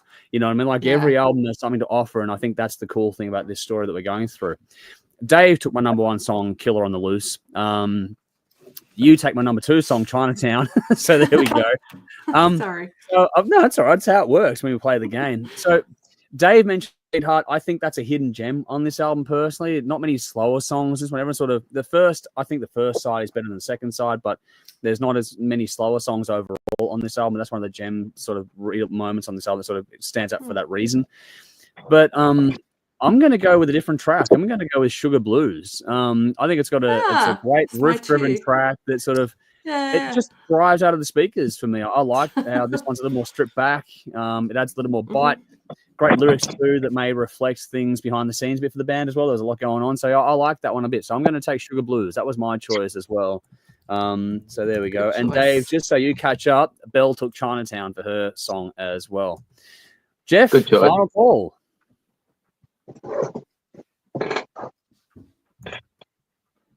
You're muted, man. I can't hear you. I'm better now. How's that? I muted myself because I was eating a jelly. Didn't want to hear you me smacking my lips. So I actually know saying I really like this album. This is actually one of my favorite albums from them. I don't know why. Yeah, I just like it. So for me, the songs, it's great songs all the way through from top to bottom. So what do I pick? I mean, what's been taken? Great songs. I mean, this really is anyone's game. And I think the album, that Sweetheart, fuck, what a song. Dave, I love that song. It's a great song. Absolutely fucking fantastic. On my shortlist too, Dave. Yeah. But the album opens up with We Will Be Strong, with another great, strong track. I mean, it really comes out and says, hey, here we are. So for me, it's a toss between We Will Be Strong and Sweetheart. And I don't know which way to go. I really don't. Okay. Let it be known that this was where Jeff fell over. I'm gonna go with my original. I'm gonna go. Only I fall off chairs, dude. Yeah, I'm gonna go with Sweetheart, and if I lose the game, it's because this is where I fell over. Nice. I'm glad you did, because I want to see where that rates. I really do. That's a great song. If you watch this back, Dave, you'll see it was in my top list as well. So I loved it a bit. I loved it quite a bit too. So interesting feedback on this album. But just to quickly recap, right now as things stands, Jeff and I are tied on 335, Belle on 300, Dave on 290. So there's not a lot in it now. Jeff took Sweetheart, I took Sugar Blues, Belle took Chinatown, Dave took Killer on the Loose. We'll do a poll on this as the week progresses on social media, so check that out as we go along. Next week, we're going to go over the album Renegade, and then after that, we've got Thunder and Lightning and acoustic sessions remaining, and then we're done with this particular game, and we'll move on to the next one. So we're getting to the point here now, so it's tight enough now to make it really interesting. So it is anyone's game. It's a long way from done. So we will see what happens. All right, on that note, now it's time for something completely different, and Jeff, it's your turn. So what game have you got for us this week? Okay, so I thought about this long and hard. I thought, what would I do? I'm just not game enough to sit and play guitar. Dave, you've got balls the size of fucking golf ball, fucking I don't know what to play guitar. And I can't do that. I can't play guitar. I thought about it. I really want to, but I just can't do it. So yeah, balls the size of melons, I guess. Anyway, just fucking stupid. That's all of it. Well, it's all fun, But I don't know. I just Okay, so I thought, well, what could I do? And I actually thought about it. I'm gonna go back with something I've done in the past. So I'm gonna do Who Am I? Ah, nice. Who am I? We haven't done that in a while. No, we haven't. So cool. So I'm sort of taking a photo because I've got a cat basically spooning a dog. So I've got a kitten spooning a Great Dane. Oh, wow. I'm taking a photo. I'll send it to you guys later on. It's fucking hilarious. That's awesome. It's like, wow, hang on. I didn't see that coming. But anyway, continue. Sorry, I didn't mean to steal your thunder there, Jeff. No, you didn't steal any thunder. No thunder at all. All right, so who am I? Okay. So So good luck, everyone. And this, I'm going to try to, like I said, I was going to try to make this a little bit of interesting. Anyway, I was born in January 1957. Who am I? No, sorry. I was born. You get it from that. You fucking. I quit. I'm done. Yeah, well, that'd be good. Yeah. Anyway, I know Dave has been quick on the mark, but that's impossible. But anyway, I was born in January 1957 in northern England. My father was in the Polish Navy during World War II, serving on the Witcher-class destroyer ORP Burza. After assisting the British Royal Navy in some key battles against the Nazis, the Burza docked at Rosyth in Scotland, and then later at Portsmouth for repairs. 2. The ship ended up joining the Royal British Navy in an official capacity. And then after the war, my father stayed in England, where he eventually met my mother, and I was born a few years later. 3. Many years later in my teens, our family decided to visit Poland, and passing a music store, I fell in love with a beautiful guitar in the window. I didn't know why I wanted it. All I knew was I had to have her. Now, my uncle, whom I just met, went inside there and bought me that. That was my first guitar. Now, in hindsight, the guitar itself was nothing special. But what came with it sparked something very special in me. A love for the guitar that I still have to this day. And I knew right then and there that I wanted to be a guitarist. The first guitar that I actually paid for with my own money would come a few years later when I was 18. It was a white 1960s Stratocaster, which I bought off a mate for 200 quid. I told you this is going to be tough. I still have that and play it to this day. It's the only guitar brand that I'm known for is Fender, and I pretty much play Stratocaster, the Stratocaster itself, exclusively. Wow. Number 4. Growing up musically, the bands that interest me the most were Deep Purple, Rory Gallagher, and T-Rex. But I would become absolutely transfixed with Led Zeppelin. But my all-time favorite player was Ritchie Blackmore. He just really did it for me. And I remember thinking, if I could be just a 10th as good as him, then I could just die happy. Number 5. I made this really tough, didn't I? Number 5. In 1975, but I thought I'd give you a history lesson as well. In 1975, I would form my own band, Spirit, and we would get signed to MCA. But because there was another American band with the same name, we had to change our name. And through MCA, we would release our first album in 1980. At the time, the new wave of British heavy metal was happening, and bands like Saxon, Diamond Head, and Iron Maiden were making it big. But that whole scene seemed to just pass us by. And I guess the record company didn't get the results they were after, because unfortunately afterwards we were dropped. But as they say, one door closes and another opens. Probably the best thing that could have happened to me. Because as we had gotten a chance to open up for Gillan, who I had recently left, he had recently left Deep Purple, and I would have the opportunity to meet one of my heroes, Ian Gillan. And it was like meeting Father Christmas. I couldn't believe it. Number 6. And so as fate would have it, I would soon get the call, and I was asked to join Gillan. And I got to play on 2 albums. The live Double Trouble album in 1981 and the studio album Magic in 1982. When Deep Purple decided to get back together, the Gillan band ended. And once again, I found myself without a band. So I did what any guitarist would do. I enrolled in a college and took a course in humanities. I know this. I know this. It's pissing me off, man. Oh. While I was waiting for something to come along, there was some serious talk about me joining forces with Dee Snider of Twisted Sister. But that meant that I would have to move to the US, and I wasn't keen to do that because I would have to uproot from my house in England.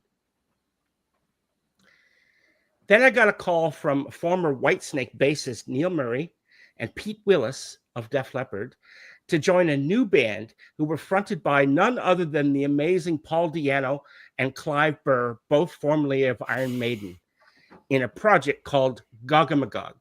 We recorded one EP. Do you know it, Dave? Huh? No? Okay.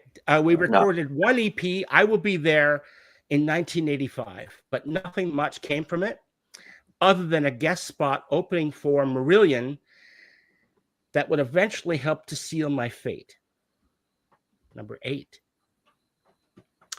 A few years later, I would be asked to assist in a project fronted by the former singer of Marillion, Derek William Dick, better known by his stage name Fish, and the band of the same name.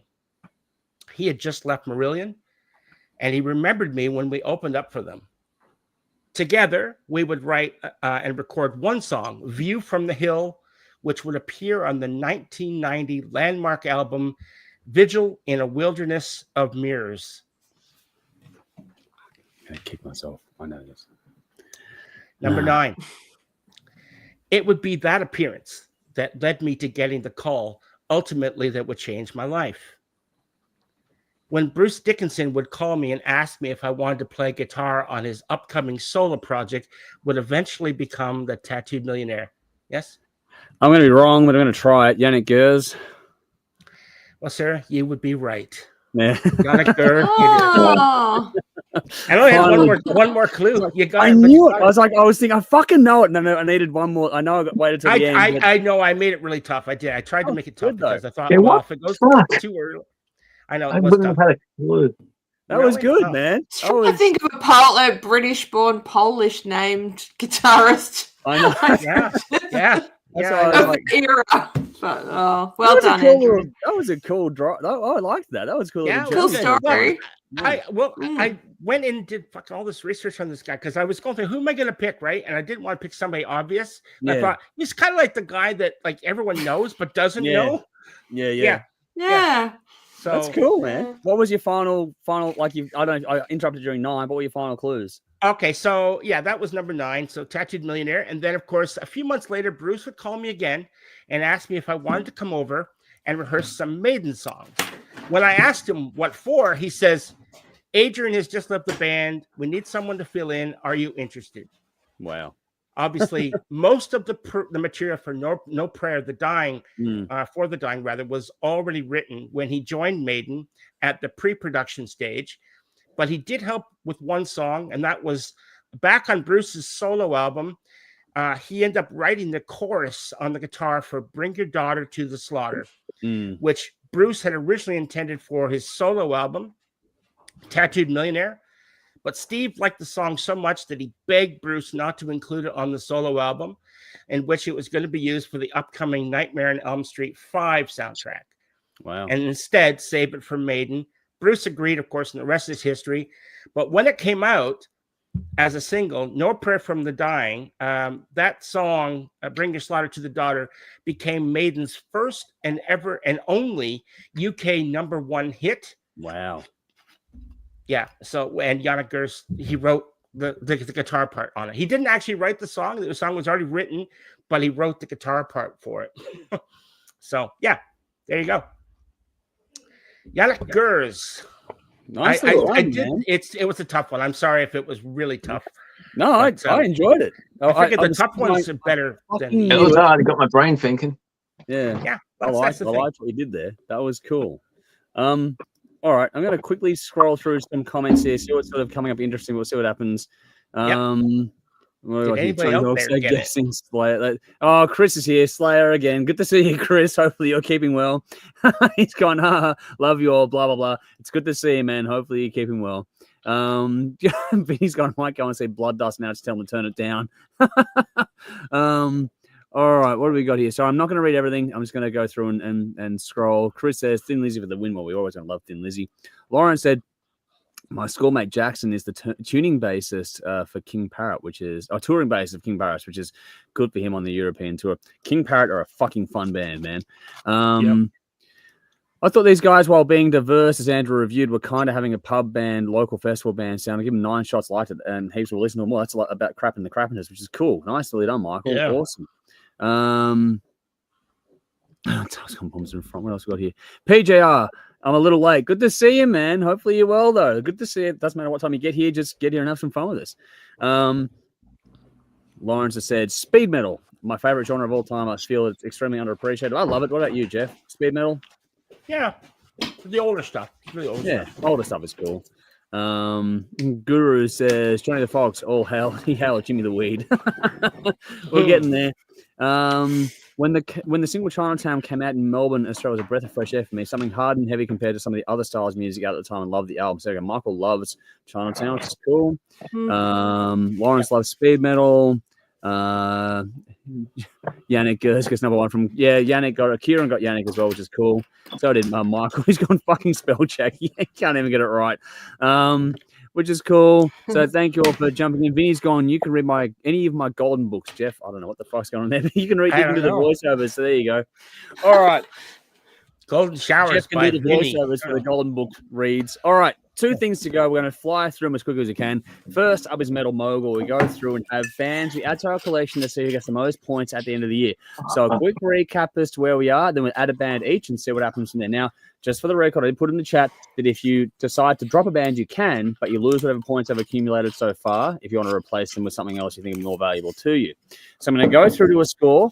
That'll announce the sort of draft order, ask you if you want to drop anything. If no one wants to drop anything, we'll move on to the selection phase as it is. All right. So I'm going to go from lowest points to highest points at the moment. So, Belle, unfortunately, you're right in the caboose. You're on 220 points. You've got North Lane with 20 points, Killswitch Engage 140 points, Arch Enemy 20 points, and H.E.A.T with 40 points. Testament to give you nothing yet, but everything else is, and Hailstorm nothing yet as well. Oh. The way this works is you get 100 points for an album, 50 points for an EP, and 10 points for either or both of a single and a video as well, an official video of some description. Jeff is not far in front of you, though, Belle. Jeff is only on 230 points. The Omnific have given him 20 points. Sebastian Bach has given him 10 points. Nothing for Symphony X. Cerebral Hemorrhage gave him 100 points for an album. And Black Sabbath has given him nothing yet, along with Wasp giving 100 points for the compilation set that was released earlier this year as well. So Jeff is on 230 points.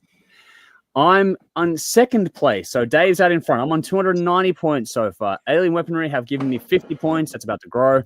Carnival will give me nothing. Anthrax will give me nothing. Pretty Reckless will give me nothing. Volbeat have given me 20 points so far. But my saving grace is Aussie artist Rob Favoto. He's released 5 singles, 2 videos, and 3 EPs, which gives me 220 points for him alone. So it gives me 290 points as things stand, which means Dave is out in front. On 310 points, so well done, Dave. And Venom have given him nothing yet. Dynasty have given him 130 points. Avantasia, 140 points. Wednesday 13, 40 points so far. And Halloween, nothing yet, although that could be changing too. And Salem's Lot, nothing greatest hits coming up. Yeah, but that was a gamble, Salem's Lot, but you are a prospective little buyer there on that one. So we go through in this order. So, Belle, are you going to drop anything? This is the question first. Are you going to drop anything or do you hold? How many more times are we doing this? Do you basically, know? whenever we do a break, basically a break week. So there's a few chances. Quite a few. Oh, okay. Yeah. All right. Well, I won't drop anything at this point. Yep. So don't add anything yet. I'm going to ask the rounds here. So, Jeff, are you dropping anything? No, staying right where I am. I'm not going to drop anything. Dave, you going to drop anything? Hell no. Nope. All right, cool. We'll keep it up. So, Belle, you get first. We're in it for the long haul. Yep. So, Belle, what are you adding to your list this week? I don't think anyone has this band. I could be wrong. Mm-hmm. If I am, I'm not keeping very good track. I'm going to add Thin Lizzy. Okay, nicely done. All right, cool. Clever. Well done, Belle. All right. Belle has added Thin Lizzy. We'll go through and add that to the next rotation. All right, Jeff, you're up next. We're going to go basically whoever gets lowest score gets to go first. That's how it's going to play out. So, Jeff, you're next in the order. So, who are you adding to your list now? So, I can add anybody I want? Add anybody you want, as long as they're going to release something this year. Yep. Well, I'm going to hope they are. I don't know if they are. I could be cheeky and say Arch Enemy. No, it hasn't come out until midnight. No, I'm not going to say that. You can't have them. They're mine. They're mine. I know. I already could got have. But Megadeth. No one's got Megadeth, right? Megadeth. All right. Ooh. Yep. Well, interesting choice. All right. I'm up next because Dave's out in front. Ooh, I'm going to go. Which one? You know what? I'm going to go a bit different here. I'm not sure. I might be leaving Dave an opening, but I'm going to take it. I'm going to take Buck Cherry. I'm going to take Buck Cherry on my list, which means, Dave, I might have given you a free pass here. So what are you going to take what I think you might take? No, I'm going to go local. I'm going to take Envenomed. Nice. Oh, wow. Envenomed. You've already got him, man. You've already got him. I do? Yeah. Oh, yeah. Okay. Yeah. Fuck. That's your Aussie band. That's your Aussie band already. Yeah. I got faith in that band, obviously. Yes. Really? Fucking fuck. Think fast. H.E.A.T. H.E.A.T. I've got H.E.A.T, I think. You got H.E.A.T? Yeah, damn. I'm not going to Eclipse. They've had stuff too recently. Do you want me to give you an out? No. No? All right. Machine Head. Fuck it. I know they got stuff coming out. Yeah, wow. nice. That's Nice, man. That will get you some points. Bell wanted that. Yeah, that's that will who get I you points. had. Yeah, and then I thought, oh no, wait, Thin Lizzy, I'm going to pick them instead. I'll keep Machine Head up my sleeve. Wow. No, April 24th is going to be a fucking awesome day. Yeah. April 24th, we got Ghost, Machine Head, Wednesday 13, and H.E.A.T. Oh, that's massive. And based on the song Wednesday 13 released today, I might be listening to that album before Ghost. Wow. Andrew, if you thought that last song from Wednesday was fucking great, you got to hear this shit. Okay, I'm going to check it out after we get done on the stream tonight. That's what I'm going to go and do. Holy fucking jeez. I've never heard anything this good from Wednesday. All right. Nice. All right, cool. Really fucking good. Nice. Okay. All right. So recapping here, Dave added Machine Head. I took Buck Cherry. Jeff took Megadeth and Bell took Thin Lizzy. That's what we'll add to, and we'll go through the scoring and go through next week. Now it's time for the final event of the evening here, which we get to discuss the comeback albums. The question of today was always for those playing along at home, what is a band you wish should make a comeback? Didn't get a lot of feedback on that so far, but I've got a randomized order here to see who goes first on this. So Dave, you're going to get first call on this one, just so you know. We're going to do the rounds here because we're going to pick the albums that go into the next season of King of the Riff. We polled the audience. We have a list from the audience, which I've shared with you, all of you guys here behind the scenes. There's a lot there. So just to quickly go through it, there's Trevor, Rabin, Tesla, Skid Row, Sacrifice, Rammstein, Possessed, Morbid Saint, Meatloaf, Halloween, Green Day, and so much more, including Frozen Tears, The Darkness, Carcass, Black Sabbath, Black Crows, Anthrax, Ancients, Van Halen, Tool, Rat, Metallica, Guns N' Roses, Faith No More, Extreme, Def Leppard, Deep Purple, Butterfly Effect, Alice in Chains. But the top two, we've already decided behind the scenes, that the most popular audience choices this time around, we're going to make the 1 and 2 seeds. I'll go through to the play count to determine the actual order of that. But the top two albums that are going to go through into the battle regardless are going to be AC/DC Back in Black and Iron Maiden Brave New World. Now, the criteria was anything that felt like a comeback. This is pretty loose, but it is fun. It can be a returning lineup. It can be a band coming back from the dead. It can be whatever you want it to be in that regard. There is a lot to play out here. We each have a play here. So there's a list. We can choose from the list. We also have the option of inserting one and locking it in. It can be from the list or not from the list. It's our internal personal choice. We can't remove that. So once someone says that's my lock, it can't be taken out. Otherwise, it can be. So we all get the chance to remove one. So because we've already taken the top 2 slots, there's 8 choices to remain. We're going to do 10 albums this time around, and which means we all get to do 2 choices and get a chance to remove one as well and get that person who chose that album to re-pick. That's how this is going to play out. Dave, you get to go first on the first round of this. So either is this your lock or just a pick, and let us know what you want to take. I'm going to lock in Chinese Democracy. Yep, I figured you would. I knew that would get taken. It's all good. Because if you don't, Andrew would have kicked it out. Because I remember you saying, Andrew, after the last review, I'm not doing this again, Dave. But oh no, you got to do it again. That's a shame. Have to do it again. That's all right. That's all right. So Dave has locked in that one. That's all good. Like I expected things to be this way. That's all good. All right. Next person up, I'm doing it randomly here, is Belle. So Belle, are you doing a pick or a lock? I might do a lock because well, I fucking love this album and I want it in there. This was my number 1 album from 2024. I'm going very new for this comeback album, and I'm picking Ancients, Beyond the Reach of the Sun. Nice. What a gem that was. Yeah. I liked that one. So this is a lock Yeah. from Bell. Lock it Nicely in, done. So give me just a quick moment here to, where is that gone? Guns N' Roses. That was pretty popular, Guns N' Roses. I got a couple of votes in there, so I'm going to quickly just up my notes here. So Dave has Guns N' Roses, Chinese Democracy. Bell has locked in Ancients, Beyond the Reach of the Sun. I get to go next. So do I pick or do I lock? All right, I'm going to lock. Rammstein, Untitled. That's what I'm going to lock in. Nice pick. What's the difference between picking and locking again? So if you pick one, it can be taken out. If you lock it, then it can't be taken out. But your lock can be used on the list, or your lock can be used from one outside the list. So there was one you wanted to bring up earlier on. You can use your lock for that. You can't use a pick for that. Does that make sense? Yep. So Jeff, you're up next. In which case, I'm going to lock in Deep Purple, Perfect Strangers. Ooh, okay. Surprise. Nice twist. Cool. Okay. Cool. I didn't expect that. But you can't pick an outsider now. You're confined to the list, right? You know that. All right, fine. Cool. Yep. That's my favorite album on that whole fucking list. I just looked through it all. Cool. That's all right. So you had to, so everyone's done their lock. So none of these ones can remove. So this gives us so the next 4, there will be picks, and we'll do a round at the end to see if anyone's going to remove anything. So these are just picks that are vulnerable now for all of us. Going back through the cycle. Yeah. Dave, you're up first. What is something you're going to pick that's a vulnerable choice? Okay, I'm going to go Alice in Chains, Black Gives Way to Blue. Yes, that's a great album. I fucking love that album. I'm not going to take that out. I love it to death. So there you go. I'm happy with that one. I've never heard it. Oh, wow. Great. Bill. Fuck, I love that album. It's one of their favorite ones.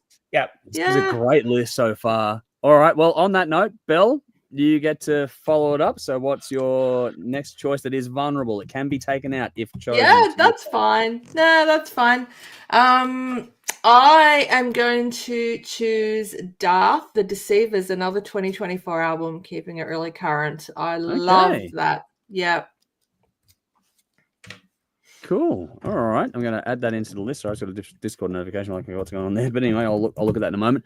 Belle has chosen, which means my pick is next. Shit. All right. You know what? I have to do this one.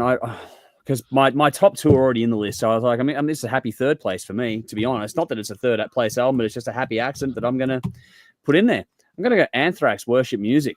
I love that album. I think it's a great comeback, and we'll see how we go, which means the final one goes to Jeff before we see if anyone's take anything out.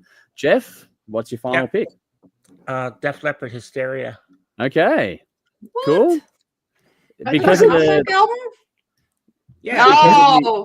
Because of the drummer. Yeah. What has 7 arms and sucks? Def Leppard. This is because of that. They came back as 95% of the band they used to be. That's right. If that arm counts for 5%, that's amazing. Well, anyway, that'd be good if it was. Fuck, anyway. All right, so just to recap here, number 1 and number 2 are from the audience choice. The audience choice locked in AC/DC, Back in Black, and Iron Maiden, Brave New World. Those are locked in. Our then individual pick locks are going to be Guns N' Roses, Chinese Democracy from Dave. Bell took Ancients, Beyond the Reach of the Sun. I chose Rammstein, Untitled, and Jeff took Deep Purple, Perfect Strangers. Remaining 4 can be taken out. We're going to go do the rounds on that in a second. So Alice in Chains, Black Gives Way to Blue from Dave. Darth, The Deceivers from Bell. I chose Anthrax, Worship Music, and Jeff took Def Leppard, Hysteria. Final call, Dave. Are you taking anything out? No, I'm good. You're good? Bell? No? No, thanks. No. All right. I'm happy with this list. I think it's great. So I'm not taking it out, Jeff. Nope. Staying where I am. There we are. So there you have it, folks. That is our 10 albums that are going into the King of the Riff season. I'm going to go through and use play counts to sort out the actual final seeding of things, and I'll get you guys an update over the weekend as which albums are going to go first. But just to recap here, we have Def Leppard, Hysteria, Anthrax, Worship Music, Darth, The Deceivers, Alice in Chains, Black Gives Way to Blue, Deep Purple, Perfect Strangers, Rammstein, Untitled, Ancients, Beyond Reach of the Sun, Guns N' Roses, Chinese Democracy, Iron Maiden, Brave New World, and AC/DC, Back in Black. Those are our picks for comeback albums. That's a pretty fucking good list. It is a good list. Oh. Now, I thought about being an absolute torture for Dave. I was going to do Meatloaf Bad Out of Hell 2-part Back into Hell. But I thought, no, I like Dave too much for that. I don't mind that album. That's okay. Okay, there you go. All right. Bell. I like And I like it too, but I didn't think you would. when you went around, I've got I'm like a fucking goldfish. I forgot that Hysteria was in there when you said, do I want to pull anything? I so would have pulled it. But it's okay. Too late now. You're done. Oh man, that teaches you to pay attention. Wow. Yeah. Just for hypothetical, shit. it's not gonna, we're not going to change it. But Jeff, had Bell pulled it, you'd have had to do another pick. So what would you have chosen instead of that one if you had to choose again? I would have done Meatloaf. Yeah. Okay, well there you go. Okay. I was already looking at it. I was thinking, but Dave would probably fucking kill me if I took that. Well, there we go. So Bell, are you happy now? Like, yeah, that's better than Meatloaf too. Oh wow. Jeff, compared to what I'm sitting around now, Meatloaf's a fucking genius. Oh yeah. It's true. Hey, compared to a lot of shit around, Fred Durst from Limp Bizkit is a fucking genius. Yeah, well, this is true as well. And that's saying something as well.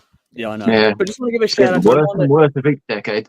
I just want to give a quick shout out to everyone that put in for the comments here, because from between us and the audience, there was a fucking amazing list of music. Like, there's so many more. Like, I would have, if I had a back, I would have gone Halloween, for example. Like, there's some great albums in here that are fucking absolutely phenomenal that didn't quite make the cut. There's not a dismissive spin on those things, but we wanted to make these ones more interesting. So, yeah, that's a great list. I've kept it. Don't worry, it's not going anywhere, but it's a good list. I'm happy with our final list, but fuck, there was a great deal more we could have chosen as well. So I'm glad we got to this point. I'm glad we're going to find albums we're going to go through over the coming weeks and see which one comes out on top for the next season of King of the Riff, which is where we put one album against the other one each week, and we just sort of go on from there and see which one comes out on top at the end of the day. But this has been a fun little session. We've actually managed to just about finish on time too, which is pretty cool. I'm going to quickly scroll through final comments here. Man, family said, "Night all. Good to see you as well. Hopefully you enjoyed the show." Vinny says, "I wish Powderfinger would return. Not metal, however, legendary nonetheless. Their first album is pretty heavy, man. Go and check that out." Nitro is from Lawrence. Cool. Fading Hour. Can you get Belle to contact me so I can send her a T-shirt? I've forgotten about that one. So Belle, there you go. I'll let you take care of that if you want to take care of that. Otherwise, I can organise something. Guys, for the review you did a few weeks back now. So that's on me. I forgot. Sorry, guys. I've been under the pump the last couple of weeks. That's great. That's cool. Michael says, Chinatown and Chinese Democracy mentioned tonight could have made it into Asian Music THRS Saturday. It probably could have done if we were playing that game from last weekend. That's cool. All right. Time to move on here and get toward the end of the show here, because now it's time to do a raise a glass and get out of here. So we're actually going to finish on time tonight, folks. So it's been a busy night, but a good night. So on that note, let's just do the rounds quickly here. Dave, anything you want to raise a glass to this week? Yeah, and I hope nobody falls off their chair. I'm going to raise a glass to Kurt Cobain. Wow. Because during the week, Dave's talking about music and she's talking about Nirvana. I'm like, okay, we'll put some Nirvana on. Ended up listening to some Pearl Jam, some Smashing Pumpkins, Silverchair. Went down the 90s grunge thing. And I was actually thinking about Kurt earlier this week after the fucking Tastemakers list when we had that disembodied tyrant or whatever. Yeah. And there's so much fucking black metal coming out now. It's getting popular and fucking deathcore and all this other shit. And people seem to think it's just slamming your fucking instruments for 5 minutes straight is a song. And it's just other shit. And I'm thinking we need another Kurt Cobain to focus on fucking songwriting again. Wow. And I'm like, well, fuck it. There's actually a Kurt Cobain already that exists. And going back to this 90s shit that I liked at the time, but then I kind of got away from, I'm actually going back to that because at least they can write a good fucking song. Wow. And so it's just the same shit over and over from one fucking band to the next. They all sound different. And it got me thinking, like, Limp Bizkit weren't that fucking bad compared to a lot of the shit that I'm hearing in the last few months. It's really getting fucking crap. And all this deathcore is getting mainstream attention when all these other bands could be... Anyway, I'm on a rant. But yeah, Kurt could actually write a good fucking song. So, out of character, but raising my glass to Kurt Cobain to write a good fucking song. To songwriting and not doing the same shit over and over. Wow, Belle fucked off. I think Belle's having problems with her phone. She did more than fell off her chair. You just killed her. I know how to clear a room. in the moment, Bella's phone melted down. We'll get her back in a second. She'll come back in, I'm sure of it. Alrighty, cool. I'll take it, Dave. Nicely put. I get what you're going for, and I understand why you're saying it. So I do fully appreciate what you're going with that. So much other shit around at the moment. It's painful. That's why I'm trying to make it. I'm working on trying to make it so you can find the good stuff easier. Just not there yet. Jeff, what are you raising a glass to this week? I had something earlier in the week, and do you think I could fucking remember? I'm an idiot like that. I'm like, oh, that's an idea. Yes. And then I forget about it. And then I don't write it down. And then when it comes to Thursday, it's fucking out the window. I have no idea. Go take notes, man. That's what our phones are for. We have a note function. I do that all the time. I know. Raise So a glass I'm going to raise my glass. I didn't make a note. I'm going to raise my glass to forgotten ideas. Nicely done. I'll pay that one. I'll pad a little bit here until Bell comes back in because I do want to hear my raising glass as well. Tough says, I'll raise a glass to the Bombers for raising their game as a Blue supporter. It was good to see shit teams rise up. Okay, I don't know the result, but well done there as well. So nicely put by Tough.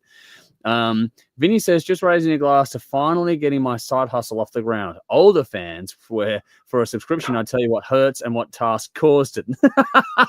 Well done, Vinny. As we get Bell back in. Vinny's speaking all of our language right there. I don't know if you caught that, Bell, but No. Vinny said, just raising a glass to finally getting my side hustle off the ground. Older fans, where for a subscription, I tell you what hurts and what task caused it. Tom says, I'll join in. I know. Tough also said, I'll raise a glass to the Bombers for raising their game. As a Blue supporter, it was good to see shit teams rise up. You saw Dave's. Oh, fuck Misery you, loves company. Tough. You saw Dave's raising a glass to Kurt Cobain. Jeff raised a glass to forgotten ideas because he forgot what the fuck he was going on about.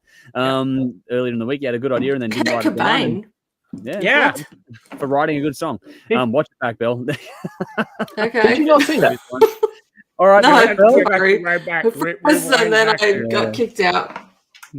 Edge My Crusher phone's here. being Good to a dick. see Raise a Glass to Damage Inc. They were sensational last Saturday. Nicely done. Thank you for joining us here and good to see you. Hopefully you're keeping well up there.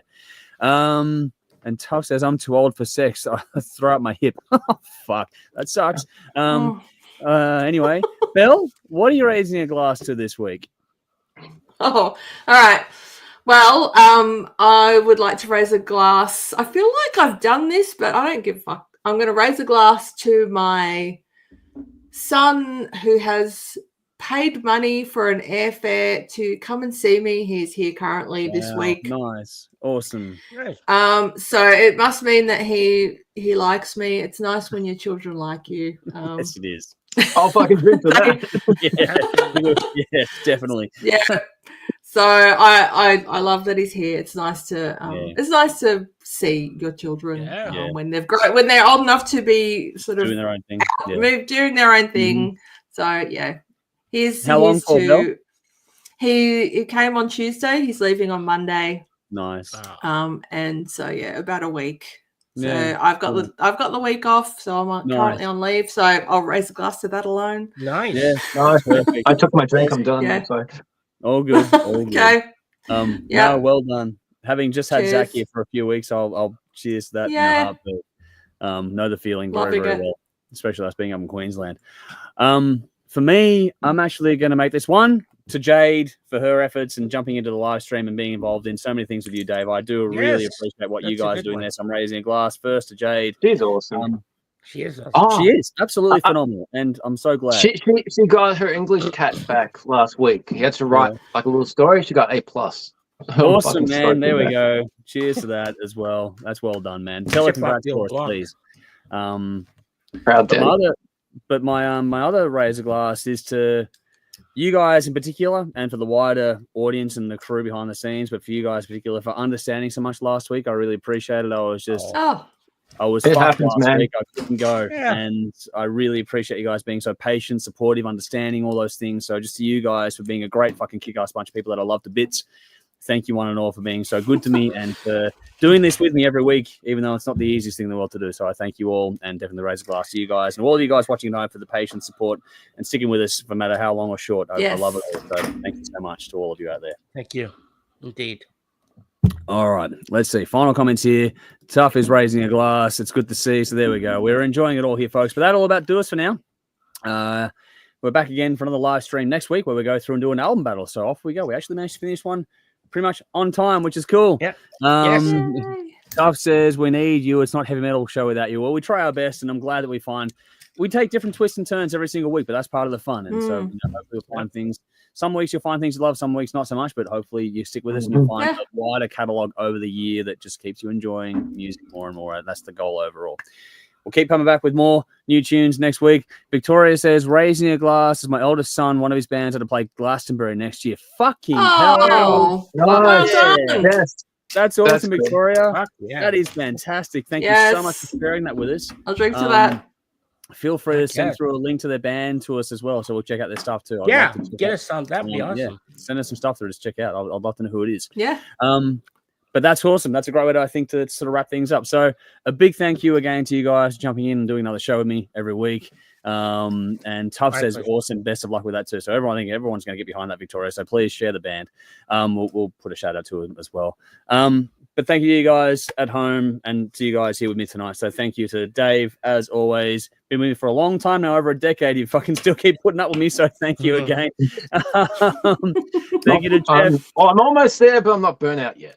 Not yet. No, we keep riding the edge. But Jeff, thank you as well for all the work you do behind the scenes, and to Belle too, especially for the polling work and all the kind of stuff you do as well. I do appreciate every bit that you guys do for me behind the scenes, as well as being a part of this family and this little group we've got going on. So thank you to you guys. Thank you one and all for tuning in at home. Vinny says, when you're tired, older fans, Andrew. Well, that's something there as well.